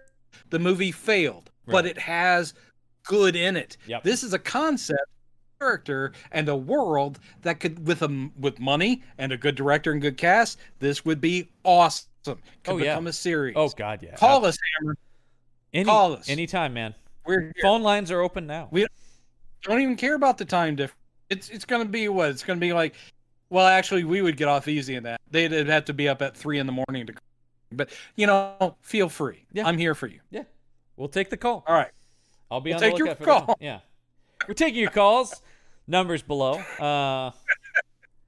Hello, you're on the line with Campbell and Jones. Meet the Monsters. Yeah, I'd like to hear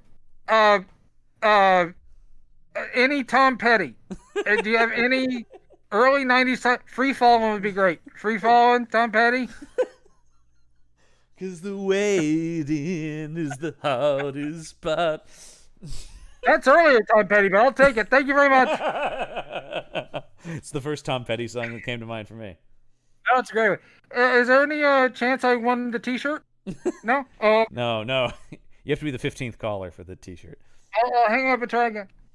Man, I used to do that. I used to take calls from listeners. You were an actual radio DJ. You Yeah. had to do something. Yeah, I did the movie trivia, and I would have to take the calls.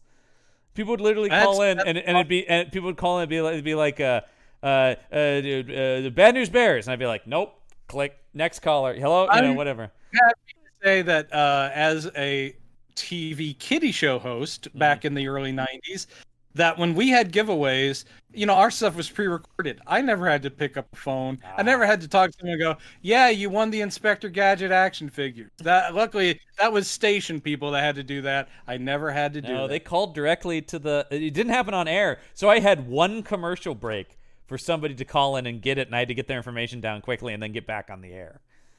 Awesome. Yeah. Well, you guys can hang up because those tickets given away. Here's how cheap the station we were too is. You won movie passes, you won movie tickets, but we only had a few movie tickets, so we would take the winner of each day of the week, and at the end of the week give one of them the tickets. Oh, are you serious? Yeah. So you would only be entered to win movie tickets. God. Yeah. Ugh. Yeah, That's lame. I know. Oh yeah, it was a small town. So Back to Kronos. Yeah, back to Kronos. Also I like this because he's just casually has leeches on his back in the scene too, where he's like, "Love me some leeches," and then they're like, "You might want to take those off now. You don't want them on too long." Mm-mm. So yeah, I don't need you policing my body. Yeah. All right. My body, my choice. Leeches all day long. So now they've kind of set a trap for the vampires. He's lying in wait, and they have all these ropes out with bells on them. And this girl is walking through the woods, and as she progresses, she keeps tripping each of the bells. And Kronos is at one, Carla's at another, Gross is at one, and Marcus is at another. And they're sort of following her, going like, a young girl walking alone in the woods. They can't resist. So let's see. Where was this here? Where was it? Oh, he lays in wait. They set off the alarms. But out of nowhere, a fucking bat latches onto her face. What was this? Another little tidbit was that the director said, we're going to have some bats in this movie. They're going to be real bats. So these are like taxidermied actual bats. Yeah. Which it definitely not a live bat, that's for sure. Yeah, you're like, I'm glad that you're dedicated to that, but they look like taxidermy. They're stiff. They're not moving at all. People are literally clutching them to the face going, no, but they're not even rubber bat flapping around. They're just, models. Yeah, it doesn't look great. But all of a sudden, and there's just blood pouring from her face as well as this bat attacks her. This never comes back, though, in any way. What does the bat have to do with anything? Well, it is, it's the vampire can do this. But we never get that confirmed, and also it's just kind of thrown in here. You don't need it. It is weakly handled. If they're going do to actually more turn with into the bat, is I guess what I'm saying. If you're going to do the bat thing. Exactly. And so she's taken down. And then it cuts to Sarah coming home in a dark cloak. Oh shit, she's the vampire, isn't she? I don't know, but they're certainly implying it. But I like that the movie's having that kind of fun. We haven't seen that from things where it's like, who's the vampire? Is it this person? We're certainly making you believe that. Well, this was also one of the theaters. They would have a break in the movie where all the people had little scorecards, and they didn't do that. And that's a William Castle kind of thing. That is. Which one is the werewolf? She comes home, and then Paul's like, well, Mother won't take any food. She's completely given up on life. She's so bereft. Yeah.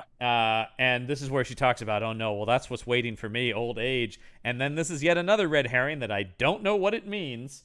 Paul says, we don't have to worry about that, all right? You and I don't have to worry about it because the Durwoods are famous for their eternal youth. And she said, but mothers Yeah. endure what? He goes, by marriage. Yeah, And again, so I thought, it seems what? I thought, oh, it's like the Karnsteins, because here you're going, oh, so the two of them are both vampires. is what you're led to believe. This is some very awkward red herring work that doesn't get handled. Like, what's the explanation of this later? We don't get one. Nope. Yes, I don't know, because there's just so many things that make me want to believe they're vampires, but it doesn't make any sense. So let's see. Meanwhile, Kronos is talking about his backstory here, and he talks about how he came home from the war to find his sister and his mother turned to vampires. Oh, it's tough. Because he also goes on to say, not only are they dreadful creatures of the night, is like, they start coming on. And so I then had to bare their breasts and drive stakes through their hearts. And I'm like, dude, you can go through clothes. You didn't have to strip your mom and sister before you killed them. Yes, I did. And I probably shouldn't have said that really loud because these are things in my apartment building, and I'm worried what my neighbors now think of me. Dude, you didn't have to strip your mom and sister before you killed them. I always knew that guy was a weirdo. Yeah. I explained a note that slid under my door this morning that said, please leave. And then this is where he shows that he has the vampire bite mark. They did bite him. Yes. And meanwhile, as he's saying this, we cut to Marcus, who's looking in a mirror and going like, "Oh shit, those wrinkles weren't cool. there yesterday." Marcus is shaving, and it's opposite. It's there were wrinkles there yesterday, and his hair is now dark. And he realized, right. Yeah, it's the reverse. He realizes he's getting younger, which clues him in. He's like, oh no. Oh, fuck. I'm one of them. Which I did like. Because this is like a thing where he's a vampire, but he's like, I don't want this. It's not like, yay, the power. It's like, I've got it. I caught the illness. Yeah. So he's not hiding it. He runs to... thing because it's not a turn to evil like the other vampires we've seen either. Nope. He just... Because, then he runs out. He's like, Kronos! Look at my face. Look at it. Oh, boy. And then... As he's doing this, they look at his teeth, which have turned into fangs. Yeah. And Kronos is he's like, fuck, he man. goes, wait, reverse this? He's like, no. But then he's talking to Gross, and he goes, wait. I survived a vampire's bite, and I love this Gross line. And he goes, he's not the man you are. Which is just oh, shit.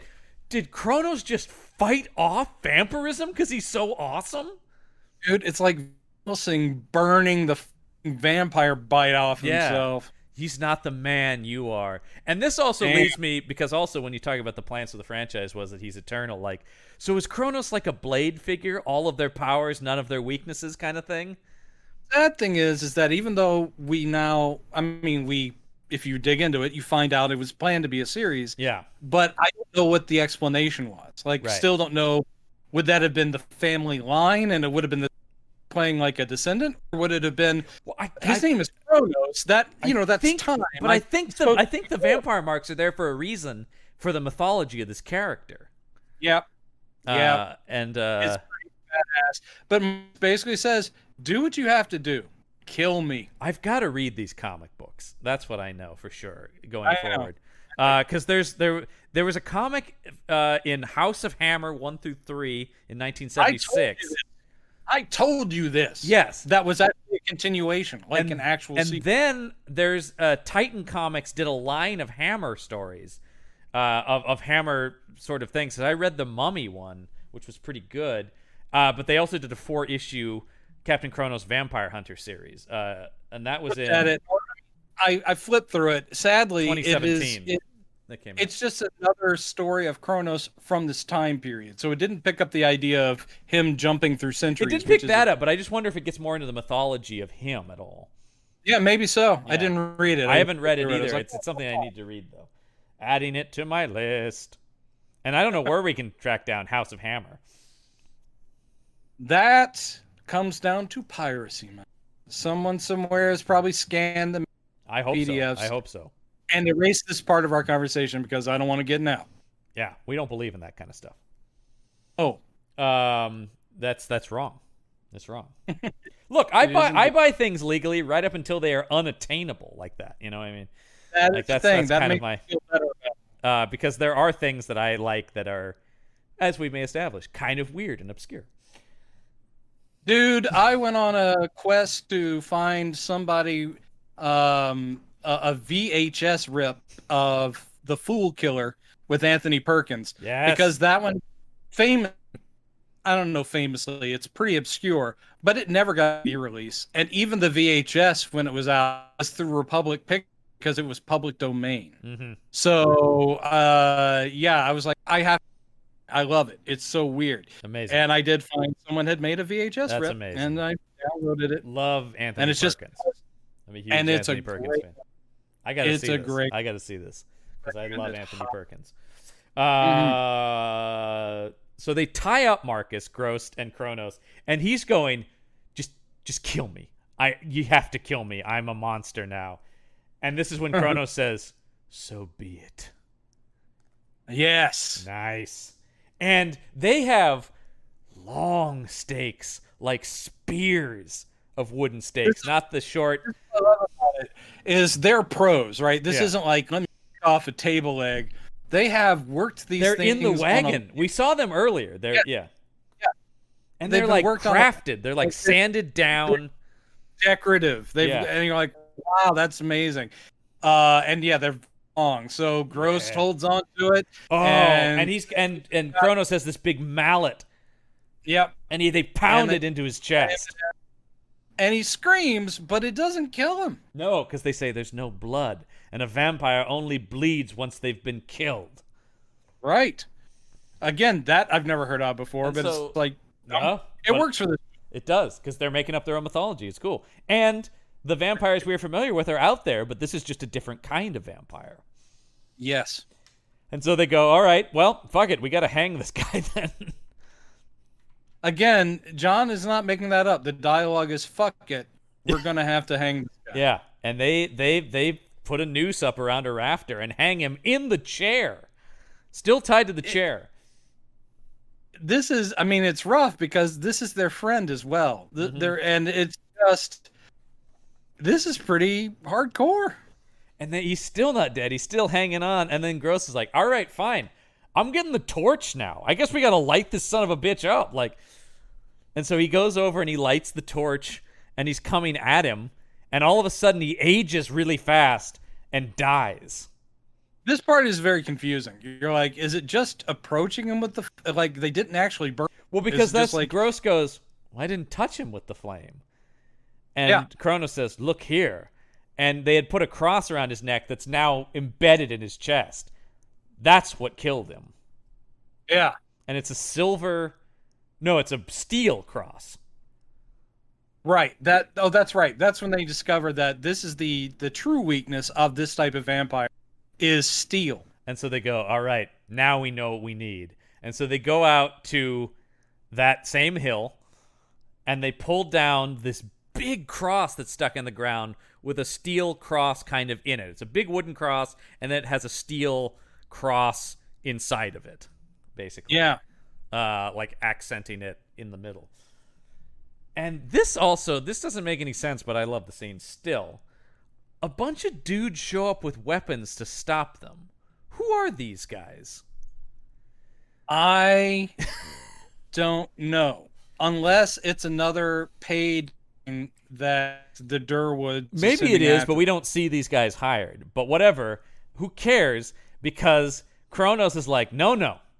You two keep working on that cross. I'll handle I this. do love this. Yeah, he's like, look, this isn't nothing but a thing. You keep doing what you're doing.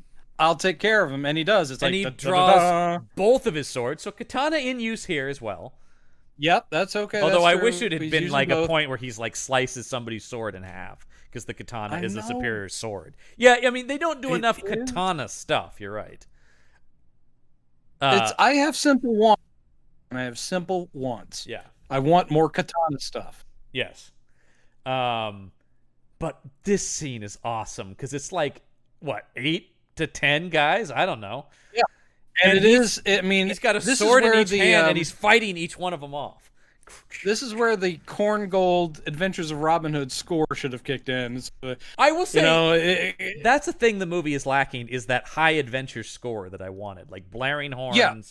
I think the movie needed that to sell the There tone are they want. moments. Yeah. There are moments. The movie ends really with kind of a nice sell. moment like that, but there's not enough in the action of like da-dun, da-dun, da-dun, da-dun. You know, I wanted that kind of stuff. We didn't get it because just go watch Adventures of Robin Hood, everybody. It's amazing. Oh my God, it's so good. Why am I to tell it? Because everyone knows. Yeah. Everyone knows how awesome that movie is, and if they don't, they're dumb. It's amazing. I just called you dumb, people, if you haven't seen. Yeah, I mean, I don't want to associate with anyone who hasn't seen Errol Flynn's Adventures of Robin Hood. It is pretty much the perfect adventure film. It's certainly the best telling of the Robin Hood tale. I mean, without question. Yeah, it is. And I say this as a kid who grew up in the 90s, so yes, I will defend Prince of Thieves. It was a favorite of mine as a kid. I know. Costner's miscast, but I love the movie still.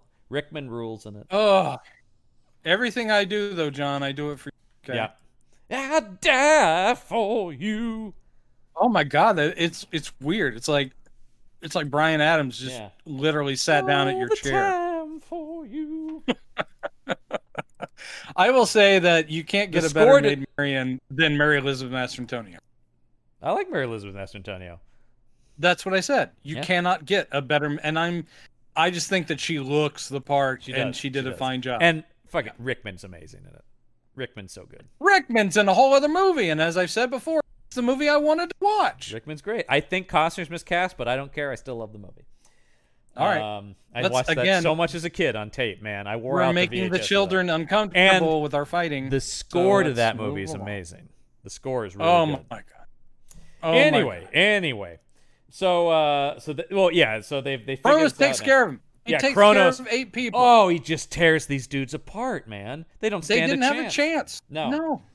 And so now they have the cross, and Gross goes about melting the thing down and turning it into a sword. Yeah. And I love this. This is where the movie really. I call this the holy sword in the rest of my notes. Because he's turned it into this. It's interesting that I like the idea of vampires, different vampires, but you would think that something that is literally supposed to be a holy sword made of the cross. Yeah. You would think it would be like silver or something, but no, it's just a steel. Yeah. I do like the way it's designed because it has, like, the bottom section is the iron.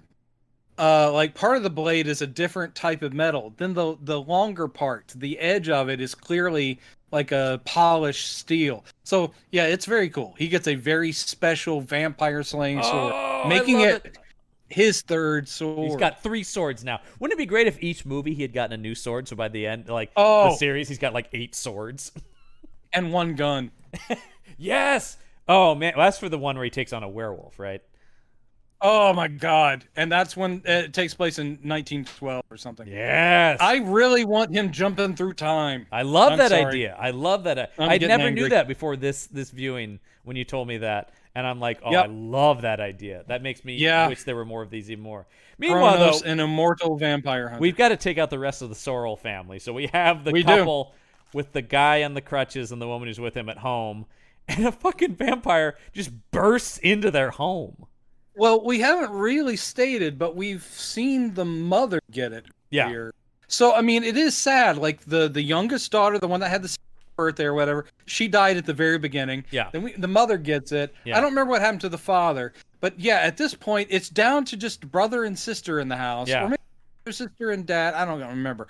But basically, a vampire shows up and goes, I can't leave any left behind. Explodes into this house and kills them. I love we see blood splatter on the lamp, which is cool. I'm like, I love that Sorrel youth. I'm going back for some more. Here's what happens to the father. Kronos is riding through the woods and he just finds the aged body of the father amongst the trees. Right. Then he Sure. goes to the cabin and finds the brother and sister dead. And he's like, well, I guess that's it for that family.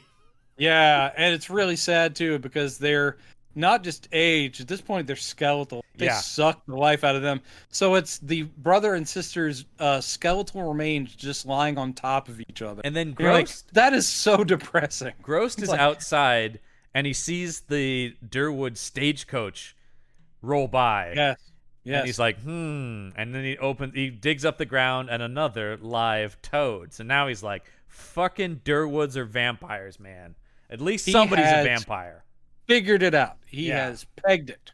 And so now Carla's going, no, look, guys, I really don't mind doing this. It's okay. And they're like, really? Are you sure? Because you're going to be bait. We don't quite know what the plan is, but we hear she's going to be the bait. Yeah. And she's like, no, this is our mission. I'm into this. Yeah. And this is when Kronos is given the holy sword, and he's, holds it up. And Gross is like, hold on 1 second. And he has a shimmering mirrored attachment that he puts down the blade to the end near the handle. And we see the cool shot of Kronos lifted up and him reflected in the mirror on it. And then Kronos says, time to make our move. Time to kill a vampire. Yeah. Oh, that's awesome. But isn't this also the scene, like, while they're doing this prep stuff, the weirdness of drawing the crucifixes on his neck? Yes, that also happens in here, because as they're getting ready for battle.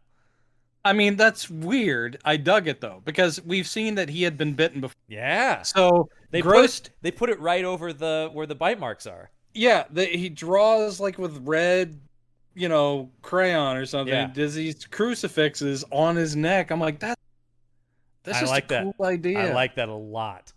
Yeah, that's also in here. I just love this whole, like, getting ready for battle sequence. Yes. And I love the line, time to make our move. Time to kill a vampire. Again, for American audiences, that did get edited. Time to make the donuts. And we just feel, we know Americans' penchant for donuts. It's like, oh yes, that ad campaign, which will come around in the 80s. Yeah. Time to make the donuts. Start on it. Time to make the donuts. Then later, he says, "Where's the beef?" as well. He does. Yeah, it's bizarre. It's like, most famous ad campaigns blatant. of the '80s came from this movie. So blatant. Where's the beef? Oh, God. So they sneak up to the Durwood estate. Kronos, off camera, takes out the servant guy because they're just dragging his body aside. Yeah. Then it cuts to inside, and Paul is just carrying Carla into the Durwood place, and he's like, "Found a girl outside." It is kind of weird. And they put her by the fire, and she wakes up, and she's like, "Oh, thank you so much for helping me. I ran off from a marriage I didn't want. Right. Can I stay here with you because I need to hide?" And they're like, "No probs. Yeah, Do you want to come up to one of our rooms?" We'll she goes, "No, I'll be right down I'll just here. stay here by the fire. I'd really rather prefer that." And they're like, "Oh, well, suit yourself. Good night." Yeah. And they head upstairs. Yep. Then we see it's darkness. Carla, very importantly, has not fallen asleep, but has rigged up a bell system somehow. Another trap system, because the bells ring as a dark figure, comes down the stairs in the darkness.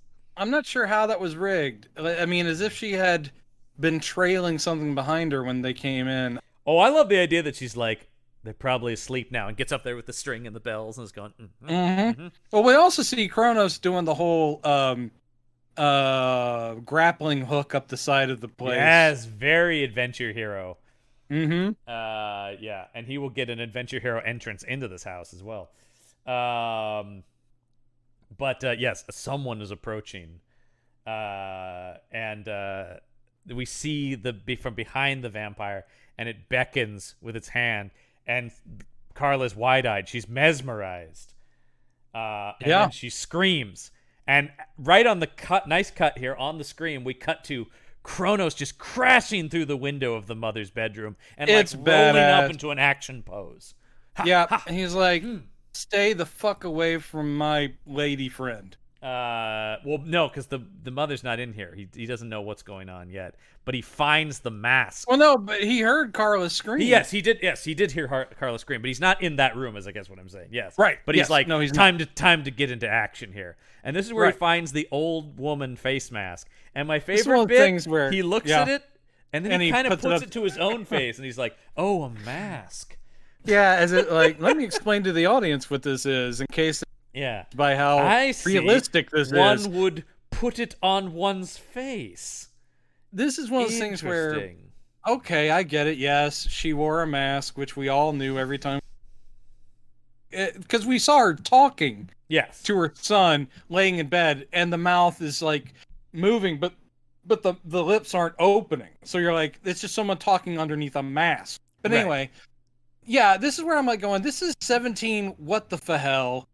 Who the fuck is making latex masks right now? Nobody. Because this isn't like a hard... Back then they would have had maybe polished wood, paper mache. This thing is fucking latex mask. Rubber doesn't exist at this point. Yeah. Well, whatever, man. Oh, Whatever. dude, I kicked my TV over, Yeah. and it's expensive. I didn't think about this. This I just this accept- podcast owes me a TV because I was so enraged All right. that I kicked it over. Go ahead and build the All right. podcast. Someone will get back to you. Build the podcast. And then yes, we see that it is the mother who is the vampire. Although at this point, I'm still thinking, is everybody a vampire? Is that going to be a thing? It's a family. Is this like a Karnstein thing, and they're all vampires? It could be easy to think that, Yeah. but this one thing that I thought was funny is that I don't know this actress, but she was one of the ones that singled out, like special appearance by. So I Wanda guess, Ventham is her name. and actually looking at her IMDb, all right, yeah, she had been around, but it did seem like they were making a big deal about her being in it, and is she my a thing? God, she plays Sherlock's mother on Sherlock. Holy crap! Yeah. I thought you were getting excited because she was in the Blood Beast Terror in 1968. Well, that's fun too. But wow, Sherlock's mom on Sherlock. That's pretty cool. She was in 9 episodes of UFO. Talk about a British cult show. She was in UFO and Invasion UFO. The movie spinoff Exactly. of the TV show. Yes. Yeah, she that's did Jerry have a lot Anderson and stuff. And Doctor Who. Yeah. Several episodes of that. But, Now, I mean, yeah, did you see this in your trivia? That this role was offered to Ingrid Pitt first. No. Oh, come on, Ingrid. What was your problem? This woman looks a little like Ingrid Pitt, though. She does a little bit. Yeah, because that's what I thought at first. Because for half a second I thought, "Oh my God, is that No, it's not Ingrid Pitt." But But the like whole for a split point, second, I thought it Mom was. shows up and you're like, hey, she's an attractive woman, probably in her early 40s, but certainly not that aged crone we saw in the... Right, exactly. She's revealed to be a vampire, and this does, confusingly, throw her own children. They're like, what? Yeah. And she goes, yeah, you think that you Durwoods were special, but I'm a Karstein. She Yeah, says, I was like, what? Karstein. For half a second, I misheard. I thought, shit, does this connect to the Karnstein stuff? No. I still think it does, and that was just a dumb, like, typo graphical error, because why else would that mean anything? She says, I am a Karstein, and we're... Mm-hmm. and whatever. But she did love her husband, and this whole thing has been about bringing him back from the dead. Exactly, yeah. Her beloved husband returned from the dead. Her beloved husband, who looks like the freakish mutant beetle. Yeah, and she hypnotizes the children because they're like, what? Yeah, and she's like, and I do, it's kind of wacky, but here at the end of basically it's going to boil down to this. She has laid everything out, and these people are just going to get in the way. So we have hypnotized kids, and they're just standing through the end of this movie like statues. So they literally are obstacles during the sword fight that's about to happen. And the people are ducking around. Yeah. They're They're just like, don't worry about mannequins. They're just like, they're frozen. Nah. So they add nothing to it other than they are props. But yeah, she goes, it worked too. I brought back my beloved husband, and he comes out. He comes out with his sword, or he's in his cloak, and we see his face looks as normal as this guy's face is going to look, but then the camera moves around to show that the other half of his face is all fucked up. Yeah, apparently we're not quite back to full youth and beauty so for him. He's like, yes, drink from this young woman that's been brought to this house, which is Carla. And just as he's about to, Kronos leaps into action with his sword out. Dude, ta-da, and he actually... ta-da. Here's what this reminded me of, which of course, what I'm about to say was clearly probably influenced by this movie, because it came after. Mm-hmm. But having read this thing first, there was an issue of Tomb of Dracula magazine, the black and white one, that had art by early Bill Sienkiewicz when he was still drawing exactly like Neil Adams. Exactly. Like Neil Adams. That's no joke. And, that is true. or maybe it was Dick Giordano. No, or maybe he was inking. Doesn't matter. Anyway, it's a story set in before the novel Dracula and has Solomon Kane. Oh, Robert E. Howard's Pilgrim Warrior. Solomon Kane stumbles Castle Dracula. Whatever. Mm-hmm. And Dracula doesn't have he's got kind of this dandy outfit on, but essentially Solomon Kane is welcomed to the place, like, welcome, you're a traveler, let's talk. And then he becomes that his host is a vampire, and he can't, Solomon Kane ain't going to deal with that. So they have this sword fight, Solomon Kane and Dracula having a sword fight duel. It's a great short story in this magazine, and I remember it. I've remembered it my whole life. Love it. Watching this, Kronos being a badass, throwing down with this master swordsman resurrected dude. Oh, man. Is giving me those vibes. And he even does this cool hero thing where Kronos goes, I've always wanted to test my mettle against you, because you're supposedly the guy that was never beat. And you're like, oh, I love that shit. That's good. Samurai movie shit. That's Kurosawa shit. Mm-hmm. I want this. And then he uses the mirror on the blade to reflect the mother's eyes back at her, so she's frozen. He freezes her with her own hypnotism. This is very, very Medusa. He holds up the sword in front of his eyes so that own reflected eyes hypnotize her. The end of this movie is awesome, man. Yeah, it could move a little better. At the same time, it's great. There's some serious choreography. The sword fighting is awesome here.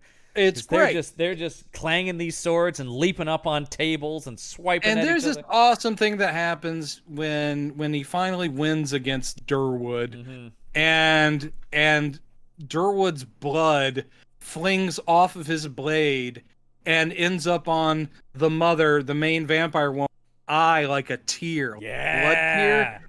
And that visual, which is throughout the rest, and even when she on there, I'm like, that is sweet. I know it's hokey, but she's crying real tears because her husband's dead again. But also one side has this blood tear. We should talk about how he takes this guy out, though, because he loses his sword in the fight.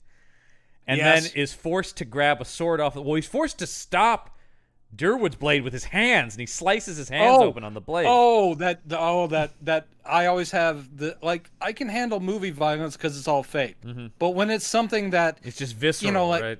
Visceral, like someone grabbing a bladed and having their hands being sliced. It's just like rope burn in a movie when it's like someone has to go.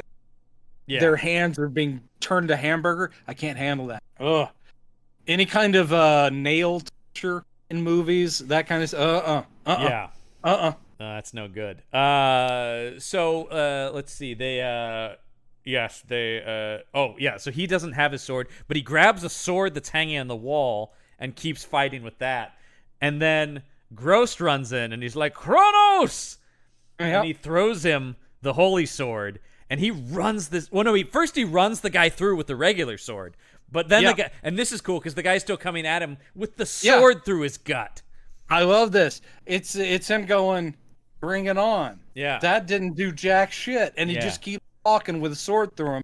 Just like when we had the mummy with, I love cool. that. And then this is when Gross throws him the holy sword, and he just cuts this dude's throat open. Does. And he goes down. He goes down and decays. With some gout. Yeah. because that's the thing where it sprays on the mother. Mm-hmm. Yeah. And now It's that sort good of snaps shit. her out of her thing. She's no longer hypnotized, but she is heartbroken and angry and and so she's furious. coming at Kronos, and he just puts this sword right through her. She doesn't even get out of villain monologue. And Just this takes her down. blood splatters on the sister who screams. Yes. And then it's the two skeleton bodies of the vampire parents intertwined on the ground. Yeah, weirdly, I mean, we don't know what's going to happen to them, but the kids were innocent in this. So technically, they survive at the end and Yeah. They're just horribly Ugh. traumatized. horribly traumatized and probably incestuous. Wait, what? Come on, she dresses just like her brother. Yeah, I'm just saying, That's they gotta have be- a thing. That's got to be a kink thing, yeah. They have a thing. Yeah. But yeah, so, but also I was happy to remember, because I hadn't seen this in so long, I was like, I did anticipate the bleak Carla gets it ending, so I was kind of happy that, like, yeah. oh, not just gross, but Carla survives. And it has sort of that Shane ending where, even though she's been a member of their team, she knows that this is the end for her, that they Right. will go on without her, and she goes, I know that you have other places to go and other missions. Just know, and he goes, yes, but just know that when I close my eyes, I will. And he gives I he knew. gives a salute to Marcus's house, and he's like, to you, Dr. Marcus, or whatever it is. I know. And then she says, where will you go next? He says, I will go wherever there is evil to be fought. I know, it's hokey as shit, and I want a load of it. And then on it a cuts plate to him in front of me. engrossed, riding off into the distance as credits roll. And I am Dude. applauding because this is a great movie. Come on. This is so much fun. This is so much fun. And it is an interesting take. And I'm sorry that upset Carreras, who supposedly wanted a different take. He had said to, our friend Mr. Clemens, he goes, give me a different take. Clemens goes, great, here's the different take. And then Carreras is like, No, I didn't want that's this. not what I wanted. I don't think I asked for this. So he was wrong. We never got another Kronos. No, unfortunately. And while we've been talking, I also did Google food. Mhm. I am going to send you a link to all of the House of Hammer magazines. Oh! Sadly, I also have flipped through the 4 issues that continue, and it does continue Kronos' adventure. I, of course, reading them because we're talking. Right. But just from looking at it, it has Carla back, and it happens immediately after. So it's not, again, not him jumping through time. I'll take whatever, though. I'll take whatever mythos like, I can get added. Put him through time. Yeah. I want to see him in World War One. I want to see him tackling some people in the fucking 30s. Yeah. Ooh, gangster vampires. Oh, it doesn't even have to be vampires. I'd love to see him go up against other supernatural things. Gross. Takes on a mummy. A mummy. gill man. Up against the Phantom. Hey, why not? He goes to the opera one time and he takes on the Phantom. That one. His big mistake. So obviously, if it goes without saying, we recommend people watch this one. Yeah, and don't blame us if you're like, that was just weird. No, you're wrong. It's a This blast. This is the fun It's one. a different thing, and after, as Clemens himself pointed out, after some cookie cutter Dracula stuff, though again 1972, they took a turn. Mm-hmm. This was a breath of fresh air. So yes, highly recommended. What's next week, John? Well, correct me if I'm wrong, but I believe I have written down here that we are returning to Count Dracula next week with the satanic rites of Dracula. Gulp. You're absolutely right. I think it's good that we do that and then Frankenstein and then wrap things up with one of the weirdest. Legend of the Seven of Golden all Vampires, man. One of my favorites as well. I like the crazier, fun ones for sure.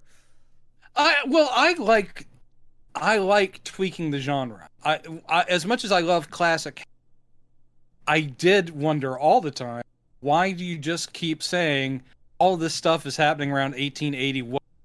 It's like, this is an immortal character if we're talking about Dracula.